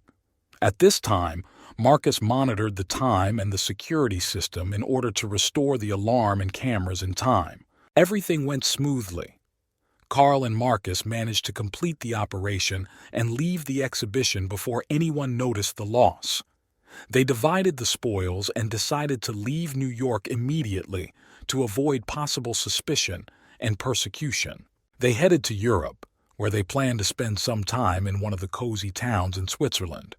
Carl and Marcus knew that after such a large-scale robbery, they would be searched all over the world, and they needed to be very careful. Carl decided to hide for a while and carefully consider his next steps. He understood that with each new case the risks became higher, but his thirst for adrenaline and the ability to plan the perfect heists did not allow him to stop. Carl enjoyed life and new challenges, knowing that there were new adventures and dangers ahead of him that he was ready to cope with. Carl Schultz and Marcus, having settled in a cozy Swiss town, enjoyed peace and luxury. Their latest heist in New York was so successful that they could afford a long vacation, but Carl could not remain inactive for long. His mind was constantly looking for new opportunities and challenges. A few months later, Carl began to study the situation in the world, and his attention was attracted by rumors about a major financial transaction being prepared in London. It was about selling the rarest antique items at one of the most prestigious auctions. It was the perfect target for Carl: high stakes, rich clients, and assets that could bring him a huge fortune. Carl and Marcus began to prepare for a new operation. They studied the auction house's security system, camera locations, security guard schedules, and facility features. Carl also hired several additional specialists, one to hack the security system and another to create fake documents. The plan was simple but ingenious. Sneak into the auction house on the eve of the event, replace the real items with fakes, and quietly disappear before anyone discovers the substitution. The night before the auction, Carl and his team infiltrated the building under the guise of maintenance workers. They used their fake documents and accreditations to move around the facility unhindered. Marcus hacked the security system, turning off the cameras and alarms for the required time. Carl and his men acted quickly and harmoniously. They replaced several of the most valuable antiques with elaborate fakes, leaving the real pieces in their bags. The operation went smoothly, and the team left the building unnoticed. The next day, the auction was successful, and no one suspected a substitution. Real antiques were sold for millions of dollars, and Carl knew that buyers would soon discover the deception, but it would be too late. Carl and Marcus decided not to stay in London and immediately went to southern France, where we rented a luxurious villa on the Côte d'Azur. There, they planned to spend some time in the shade, enjoying the spoils and carefully planning their next steps. But Carl understood that his trail could already be noticed, and soon a real hunt for him would begin. Carl decided to strengthen precautions. He hired security specialists and installed the most modern security systems at the villa. Carl and Marcus changed their appearances, using disguises and fake documents so that no one could identify them. Meanwhile, an investigation began in London. Shortly after the auction, buyers discovered the fakes and raised the alarm. The police began to look for the culprits, but the traces of Carl and his team were carefully disguised. However, Carl knew that the investigation could eventually lead to him and decided that he needed to prepare for the next step. Carl began to study the high-technology market. He learned about a large company in Silicon Valley that was developing cutting-edge innovations in artificial intelligence and cybersecurity. These technologies could be worth billions of dollars if acquired and sold to competitors. Carl decided that this would be his next goal. He contacted Marcus and the other team members to begin preparations for the operation. They developed a plan to infiltrate the company's headquarters, gain access to classified information, and steal it. Carl understood that this would be a difficult and risky operation, but the potential for reward was too great to refuse. Carl and his team went to Silicon Valley, carefully preparing for the operation. They examined the company building, security system, and employee work schedules. Carl again used false documents and credentials to gain entry under the guise of a security consultant. The operation began early in the morning. Carl and Marcus disabled the alarms and cameras using the latest hacking technology. They quickly entered the server room and downloaded all the necessary data, leaving minimal traces of their presence. They then left the building as quietly as they had entered. Carl and his team returned to southern France, where they began analyzing the data and looking for buyers. They knew that the information they stole was worth billions of dollars and could change the technology market. However, Carl understood that with each new case the risk of being caught increases. He decided that after this operation they would need to lie low for a long time and carefully consider their next steps. Carl continued to enjoy life, but always remained alert, ready for new challenges and adventures. Carl Schultz and his team continued to enjoy life on the Côte d'Azur, but Carl always remained vigilant. He knew he couldn't let his guard down, especially after such a major operation. The resulting data from Silicon Valley was incredibly valuable, and Carl decided to use it wisely.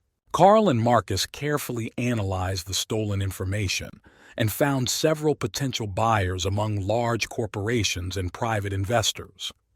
They began secret negotiations, offering exclusive technologies and innovations that could radically change their business. The negotiations were difficult and required the utmost caution. Carl understood that one mistake could lead to his exposure. Eventually, he arranged to sell some of the information for a large sum, which was transferred to offshore accounts. Carl and his team were once again at the top of their game. However, despite all the precautions, rumors about Carl's activities began to spread. Several international agencies became interested in his activities and began to follow him.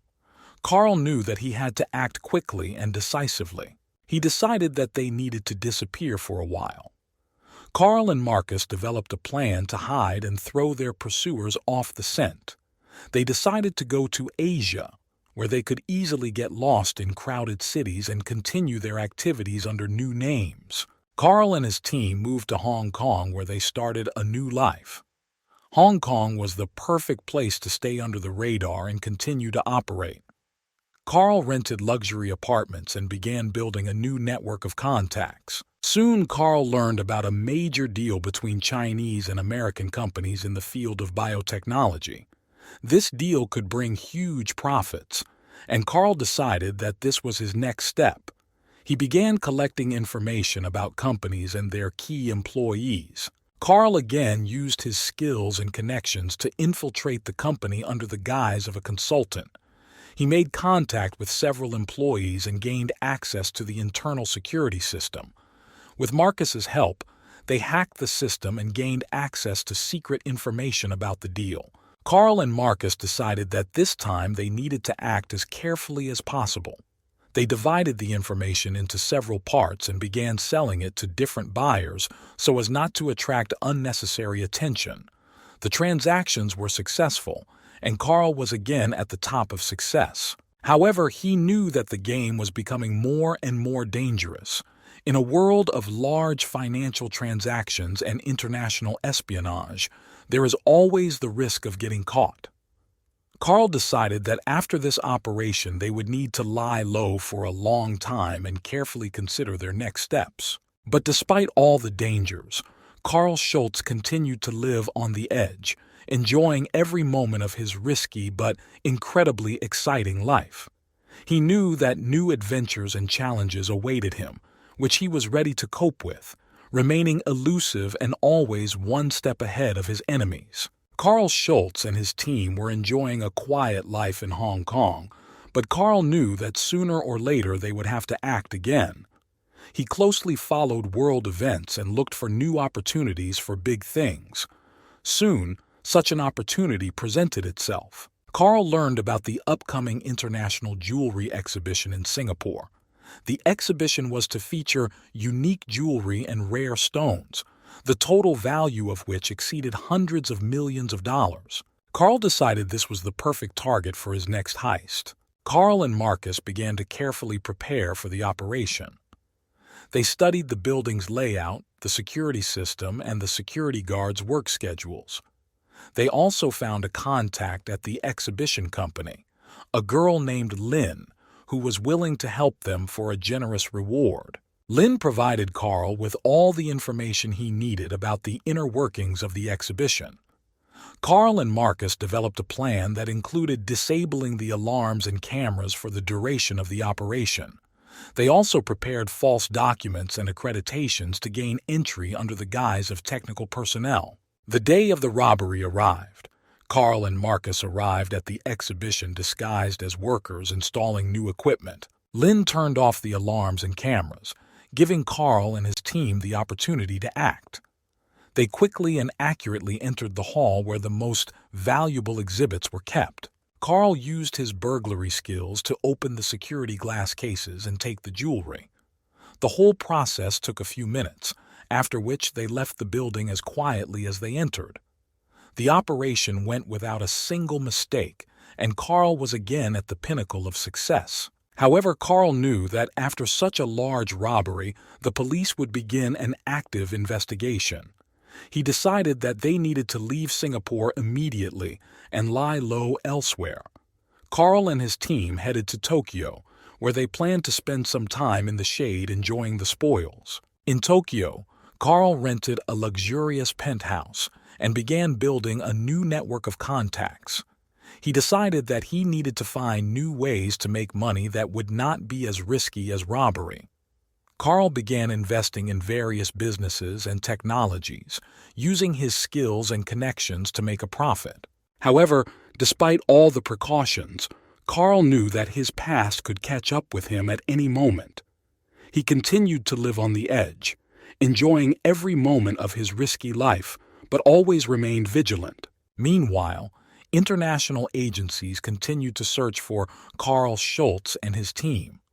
They understood that they were dealing with a brilliant criminal who was always one step ahead.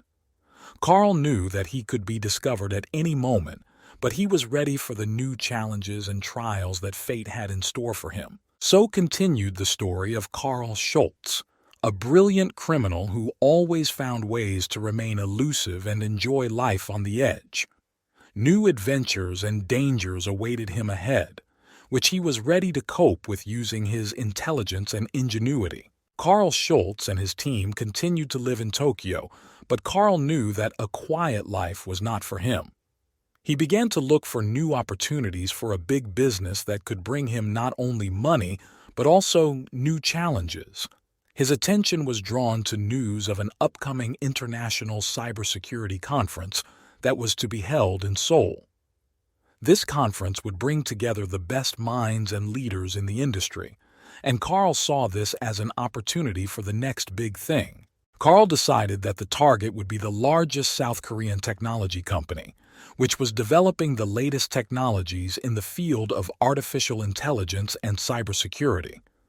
Carl and Marcus began preparing for the operation, carefully studying the company, its security system, and key employees. Carl contacted a local hacker named June, who was known for his hacking skills and deep connections in the cybercrime world. June agreed to help Carl in exchange for a share of future production. Together, they developed a plan to infiltrate the company's system and steal its most valuable data. The operation began a few days before the conference. Carl and Marcus entered the company building under the guise of technical support employees. June remotely hacked the security system, disabling the cameras and alarms for the required time. Carl and Marcus quickly and carefully entered the server room and began downloading all the necessary data. The operation was going smoothly until one of the company's employees accidentally noticed them. Carl quickly made a decision, and they used a device to temporarily cut off the building's power to buy time to complete the operation and exit undetected. Having downloaded all the necessary data, Carl, Marcus, and June left the building, leaving a minimum of traces. They divided the spoils and agreed on ways to convey information to potential buyers. Carl knew that this data could be worth billions of dollars if used correctly. However, unlike previous operations, this time Carl felt that they were being closely watched.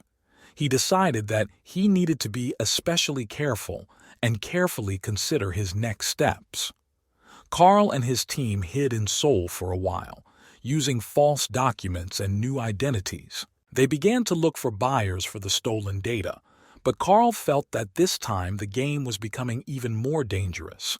He decided that after selling the data, they would need to leave Asia and find a new refuge where they could continue their activities, but with less risk. Carl and his team agreed to sell the data to a large international corporation, which was willing to pay for exclusive access to the technology. The deal was successful, and Carl was again at the top of success. However, he understood that with each new case, the risk of being caught increases. Carl and his team decided to go to South America, where they could get lost among many countries and start a new life. Carl knew that he needed to be even more careful and thoughtful in order to remain elusive and continue his operations. So continued the story of Carl Schultz, a brilliant criminal who always found ways to stay one step ahead of his enemies. New adventures and challenges lay ahead, and Carl was ready to meet them with the intelligence and determination that made him one of the most elusive and successful criminals in the world. Carl Schultz and his team arrived in South America, choosing Argentina as the new location for their operations. Buenos Aires became their new refuge, where they could get lost among many people and conduct their business in relative safety. Carl understood that every next step must be carefully thought out in order to avoid traps and the attention of law enforcement agencies. Carl decided to temporarily switch from large robberies and information thefts to something less noticeable, but still profitable. He began to study the market for illegal trade in antiques and cultural property that flourished in South America. This was a new challenge for Carl, and he saw it as an opportunity to grow his organization. Carl contacted local crime bosses who controlled the antiques market. He offered them his services and began to establish contacts. He soon assembled a team of specialists who helped him organize a network for the illegal trade in cultural property. Carl used his planning and strategic thinking skills to establish safe routes for the transportation and sale of antiques. One of Carl's first major cases in his new field was the theft of a rare artifact from a private collection in one of the old mansions of Buenos Aires. Carl and his team carefully prepared for the operation, studying the security system and the guards' schedules. On the night of the robbery, they acted quickly and quietly. Carl himself personally broke into the safe where the artifact was kept and quietly took it out of the house. After the successful operation, Carl organized the sale of the artifact through his new contacts. The transaction went smoothly, and Carl again proved that his ability to plan and execute complex transactions remains at the highest level. He continued to develop his network, gradually expanding his sphere of influence throughout the continent. Carl understood that success in a new field would attract attention to him, so he increased security measures. He began investing in high-tech security systems and hired the best specialists to protect himself and his team. Carl continued to lead a double life, enjoying luxury and comfort but always remaining on his guard. Meanwhile, international law enforcement agencies did not stop their search. They began to notice activity in the antiques market and suspected that Carl Schultz was behind it. But Carl was too careful and knew how to hide his tracks, which made him elusive. Carl Schultz knew that new challenges and dangers lay ahead, but he was ready for them. He continued to live on the edge, enjoying every moment of his risky but exciting life, staying one step ahead of his enemies. Carl Schultz continued to strengthen his position in the world of illegal antiques trading. His reputation grew, and he became an increasingly influential figure in the South American criminal world. His successes attracted the attention of not only law enforcement agencies but also competitors who began to see him as a threat. One day, Carl learned about a major exhibition being prepared in Mexico, where rare archaeological finds from ancient civilizations were to be presented. This exhibition attracted the attention of many collectors and criminal elements. Carl decided that this was a great opportunity for another major operation. Carl and his team began preparations. They collected all available information about the exhibition, the security system, and the features of protecting the exhibits. Carl contacted local partners to arrange logistics and gain access to the right people. For this operation, Carl decided to use a multi-stage strategy. The first step was to introduce several of their people to guard the exhibition. They were supposed to provide information from the inside and help disable security systems at the right time. The second step was to create a diversion to divert the attention of the guards and police. The night before the exhibition opened, Carl and his team were ready for action. The intruders disabled the alarms and cameras, and Carl's team entered the building. At the same time, a fake call was organized to another part of the city, which distracted some of the security and police. Carl and his team acted quickly and accurately.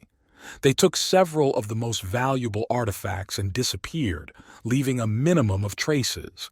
The operation went flawlessly, and soon Carl and his team were on their way back to Argentina. Returning to Buenos Aires, Carl decided not to rush into selling the stolen artifacts. He understood that after such a daring robbery, he would be closely watched. Therefore, he hid the loot in safe hiding places and lay low for a while to avoid suspicion.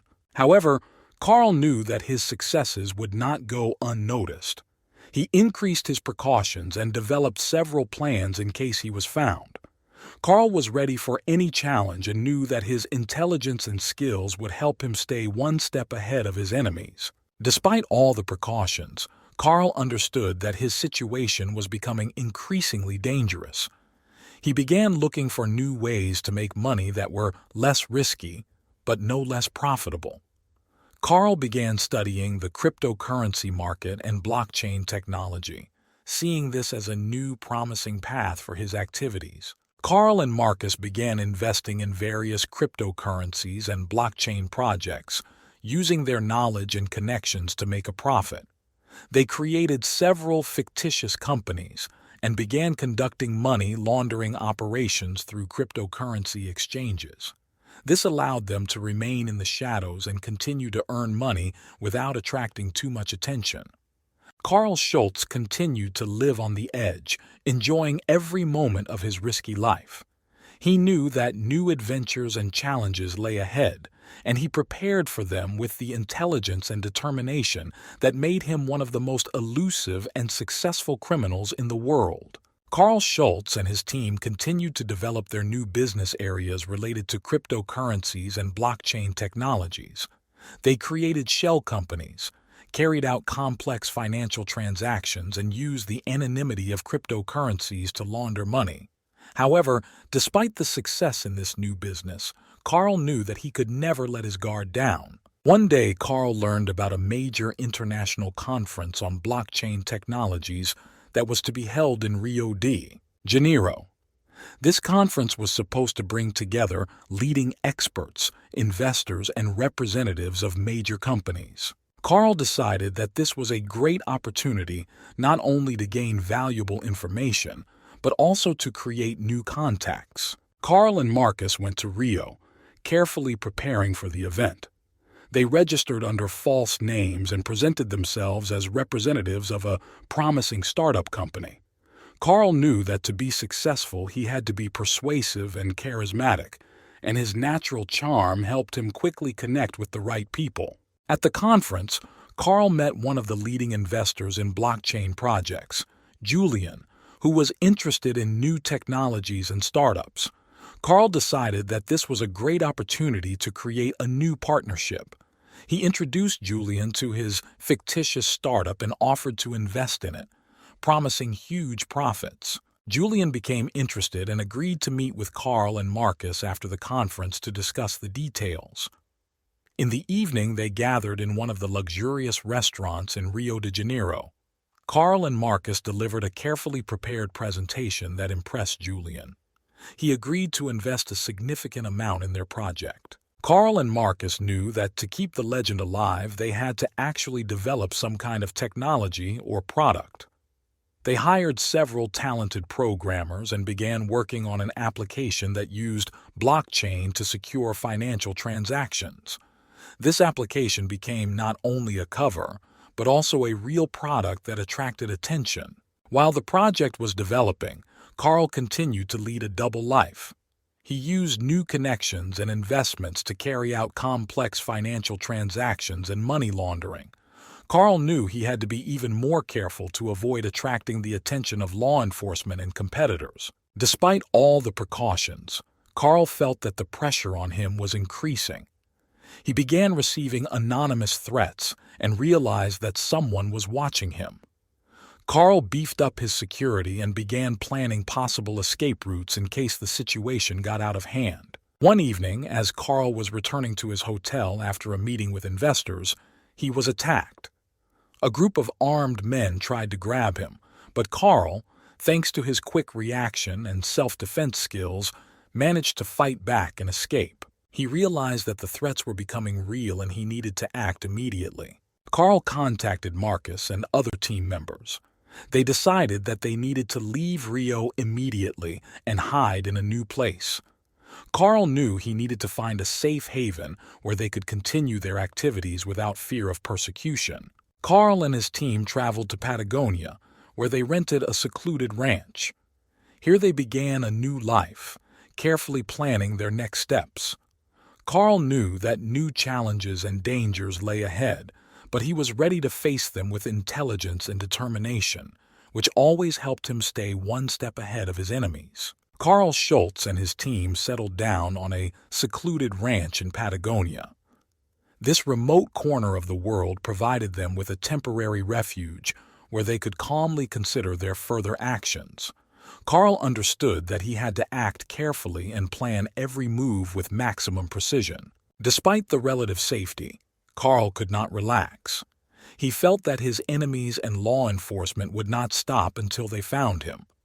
Carl decided it was time to change his strategy and use his resources for larger, safer operations. One day, Carl learned about a large international network involved in the smuggling of rare minerals and precious stones. This network operated throughout the world, and Carl saw this as an opportunity to expand his influence and income. He decided that joining this network could provide him not only with profit, but also with security. Carl contacted the leader of the network, known under the pseudonym El Condor. El Condor was known for his cruelty and ability to evade authorities. Carl offered his services and expertise in exchange for protection and access to international markets. El Condor became interested in the proposal and agreed to meet with Carl. The meeting took place in one of the most remote corners of the Amazon. Carl and Marcus went to the meeting, knowing that it could be dangerous, but also very profitable. El Condor turned out to be a trustworthy person, and they quickly found a common language. Carl presented his ideas for improving the logistics and security of the network's operations, which impressed El Condor. After a successful meeting, Carl and his team became part of an international smuggling network. They began operating operations around the world, using their skills and connections to transport and sell rare minerals and gemstones. This brought them a lot of money and allowed them to remain in the shadows. Meanwhile, Carl continued to develop his legitimate business in the field of blockchain technologies. He invested in new startups and technologies, using it as cover for his criminal operations. This helped him legalize part of his income and ensure the safety of his team. However, Carl knew that with each new success, the risk of being caught increased. He continued to strengthen security measures, hiring the best specialists and installing the most modern security systems. Carl also began to develop a plan for a possible escape in order to be prepared for any eventualities. One day, Carl learned about a major deal for the sale of a rare mineral that was found in the depths of Africa.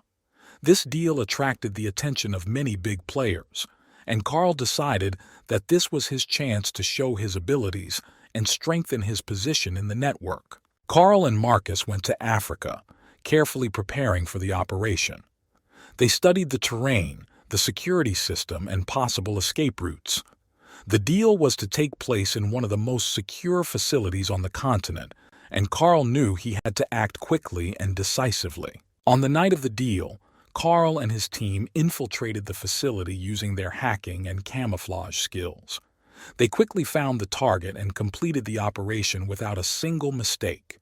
Carl and Marcus left the meeting place, leaving behind a minimum of traces. The successful deal strengthened Carl's reputation in the international network, and El Condor was pleased with their work. Carl returned to Patagonia with a feeling of victory, but knew that he had to be ready for new challenges. Carl Schultz continued to live on the edge, always staying one step ahead of his enemies. His life was full of dangers and adventures, but he enjoyed every moment, knowing that new trials and challenges awaited him ahead, for which he was prepared with intelligence and determination. One day, Carl and Marcus, while in their refuge in Patagonia, received information about a new opportunity for a major business. This was a unique opportunity to gain access to high-tech equipment that could greatly enhance their criminal operations. But the opportunity also caught the attention of their competitors. Among the competitors was a group known for their cruelty and willingness to do anything to achieve their goals. At the head of this group was a man named Victor Gao, who was not only a smart strategist, but also a ruthless killer. Victor knew that eliminating Marcus, Carl's main hacker, would significantly weaken their team and give him the advantage. Victor and his men began to follow Marcus, studying his habits and routes. They knew that Marcus often left the hideout to meet with local contacts and ensure the safety of his operations. Victor decided that the best moment to strike was when Marcus was in a remote place, without Carl's support. One day, Marcus went to meet one of the local informants. Victor and his team set up an ambush in an abandoned warehouse, which Marcus had to pass through. Victor calculated everything to the smallest detail, knowing that Marcus would be unguarded and not expecting an attack. Marcus walked into the warehouse, expecting to meet his contact.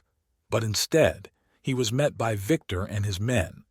They attacked Marcus unexpectedly and quickly, giving him no time to resist. Marcus tried to fight back, but there were too many of them. Victor personally dealt the final blow, eliminating the main hacker, Carl. Carl found out about what happened only a few hours later, when Marcus did not return and did not get in touch. He immediately realized that this was not a random attack. Carl knew that his enemies had finally reached him, and that meant they would move on. Carl felt great loss and anger. He knew that he must avenge the death of his faithful friend and comrade. Carl began an investigation, trying to find out who was behind this attack. He quickly realized that this was the work of Victor Gao, one of his most dangerous competitors. Carl began planning revenge. He gathered the remaining members of his team and developed a plan that would not only eliminate Victor, but also destroy his entire organization. Carl knew it would be dangerous, but he was willing to do anything to avenge Marcus's death. He began by undermining Victor's financial transactions using his hacking skills and connections. Carl then launched a series of attacks on Victor's key facilities, destroying his infrastructure and undermining his influence. Carl acted quickly and decisively, leaving Victor no time to respond. Ultimately, Carl was able to track down Victor and organize the final attack. He set up an ambush similar to the one Victor organized for Marcus. Victor realized that he had been outplayed, but it was already too late. Carl personally dealt with Victor, completing his revenge. After this, Carl realized that the world of crime had become even more dangerous. He knew that losing Marcus was a huge blow, but he also realized that he must continue to live and act to stay one step ahead of his enemies. Carl Schultz continued his dangerous but exciting life, always ready for new challenges and trials. Carl Schultz was devastated by the loss of his faithful friend and colleague Marcus. Anger and a thirst for revenge took over him completely. He knew that Victor Gall and his group would stop at nothing to destroy his organization. Carl decided that he must act quickly and decisively to avenge Marcus and protect his team. Carl began with a thorough investigation. He used his contacts and resources to gather information about Victor and his operation. Carl learned that Victor was not only cruel, but also a well-protected person. His headquarters were in a highly guarded mansion on the outskirts of Sao Paulo, where Victor controlled his operations. Carl understood that the attack on Victor's headquarters would have to be well-planned and coordinated. He gathered his team and developed a detailed plan. Carl also decided to bring in several experienced mercenaries to increase his chances of success. Carl's first move was to undermine Victor's financial and logistical operations. With the help of his hackers, Carl attacked Victor's bank accounts, freezing his assets and blocking financial flows. This created chaos and disorganization within Victor's ranks, forcing him to focus on solving internal problems. Carl then organized a series of sabotage attacks on Victor's key facilities. His men set fire to warehouses, destroyed vehicles, and attacked lower ranks of the organization. This not only weakened Victor's strength, but also created panic among his people. With Victor sufficiently weakened, Carl began the final stage of his plan. He decided to take advantage of one of Victor's meetings with his confidants to strike. Carl learned that Victor was planning to hold a meeting at his mansion and decided that this was the perfect moment to attack. The night before the meeting, Carl and his team entered the mansion. They used modern technology to disable the security system and surveillance cameras. Carl's mercenaries took up positions around the mansion, preparing to attack. As Victor and his men gathered in the conference room, Carl and his team launched an attack. They acted quickly and decisively, destroying the guards and breaking through. In battle, Carl personally faced Victor. Victor tried to fight back, but Carl was determined. He remembered Marcus and his death, and it gave him strength. In the final battle, Carl gained the upper hand, inflicting a fatal blow on Victor.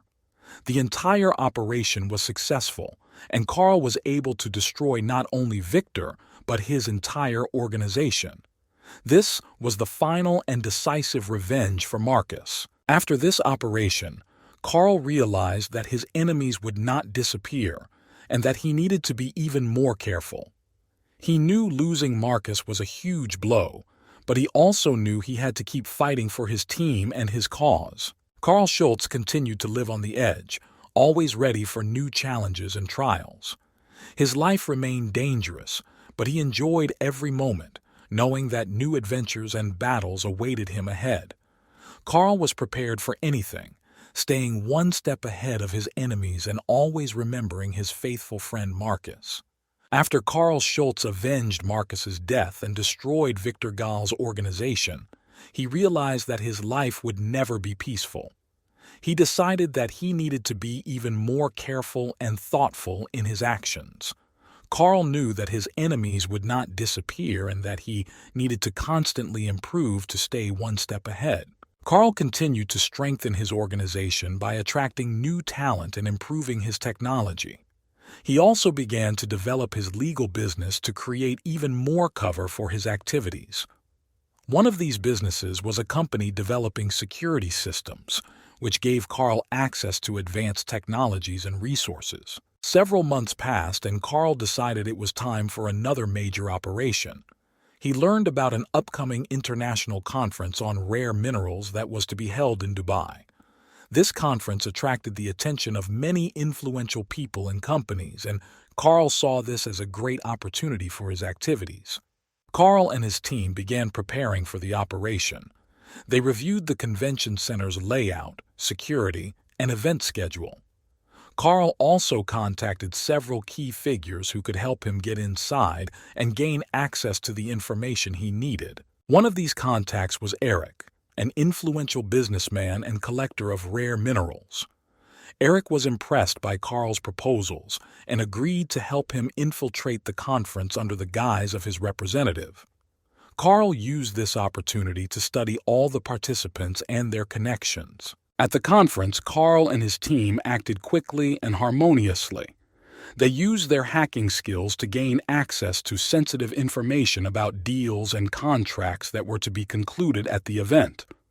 Carl also installed several hidden devices to record conversations and obtain valuable information. One day at the conference, Carl learned about a major deal between two of the largest corporations involved in the extraction of rare minerals. He realized that this information could be extremely valuable and decided that he needed to act immediately. Carl and his team entered the closed area where the negotiations were taking place and were able to record all the details of the deal. After the conference ended, Carl began to analyze the information received and look for buyers. He knew that the transaction data could make him a lot of money if he sold it to competitors. Carl contacted several potential buyers and began negotiations. Meanwhile, Carl continued to strengthen his organization. He increased security measures and developed several plans in case something went wrong. Carl understood that his enemies would not disappear and that he needed to be prepared for any surprises. One evening, Carl received disturbing news. One of his men reported that someone was following them and trying to break into their security system. Carl realized that his enemies had become active again and decided to strike.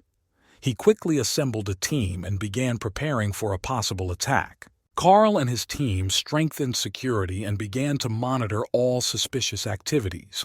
They also developed a counterattack plan to neutralize their enemies and protect their organization.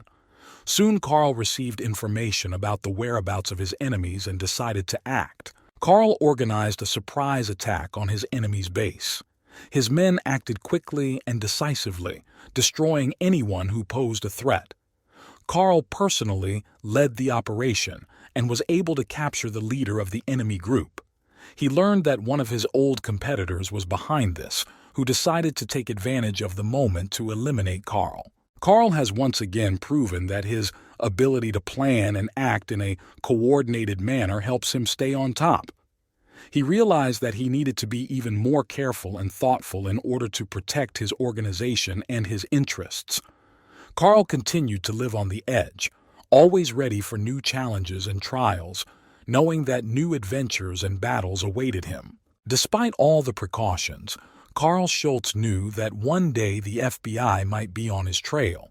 He was confident in his abilities and the skills of his team, but understood that it would be extremely difficult to resist such a powerful and resourceful agency. It all started with one small mistake, which became the reason for its discovery. Carl continued his operations when an undercover FBI agent infiltrated his organization. This agent, Jack Thompson, was an experienced specialist in international criminal networks. He used his skills to ingratiate himself with Carl by posing as a talented hacker willing to work for him. Jack gradually gained Carl's trust by showing his abilities and loyalty. Carl was unaware of Jack's real intentions and began to involve him in more important operations. Jack carefully collected information and passed it on to his superiors at the FBI. The FBI, using information obtained from Jack, began coordinating its efforts with international law enforcement agencies. They carefully monitored every move of Carl and his team, trying to understand the entire structure of his organization. They soon accumulated enough information to begin planning an operation to capture Charles. Carl noticed that he was being followed and increased his precautions. He began to change his locations, use more complex security systems, and trust only trusted people. However, Jack continued to be by his side, providing the FBI with important information about Carl's every move. One day, Carl decided to carry out a major operation to steal rare minerals from a private collection in Switzerland. Jack reported this to his superiors, and the FBI began planning an operation to capture him. They knew that it would be a difficult and dangerous undertaking, but they were prepared for any difficulties. On the day of the operation, Carl and his team entered the mansion where rare minerals were stored. Everything was going according to plan until the FBI and local police surrounded the building. Charles realized that they had been tracked and ordered his men to prepare for battle. He knew he had to act quickly and decisively to try to escape the trap. However, the FBI and police forces were too great. Carl and his men found themselves in a hopeless situation. Jack Thompson, who was inside the building, also found himself at gunpoint to keep his legend alive. During the intense firefight, Carl realized that there was almost no chance of escape. Carl and his team surrendered, realizing that continuing the fight would only make their situation worse. Carl was arrested and taken to the United States, where he faced numerous charges of international crimes. He realized that Jack's betrayal was a key factor in his capture. The FBI carried out a brilliant operation to capture one of the most wanted criminals in the world. Carl Schultz, despite his skills and genius, ended up in prison, realizing that even the best-laid plans can collapse due to one small mistake. Now Carl awaited trial, knowing that his life would never be the same. He continued to analyze his mistakes and think about how he could have avoided capture, but he realized that the FBI and Jack Thompson had surpassed him at this game. Carl knew that his story may have come to an end, but his legacy and name will live on in the annals of the criminal world for a long time to come. Carl Schultz, once one of the most wanted and brilliant criminals in the world, found himself in a maximum security prison in USA. His arrest was a huge success for the FBI, and Jack Thompson received awards and recognition for his role in catching Carl. But for Carl himself, life in prison was painful.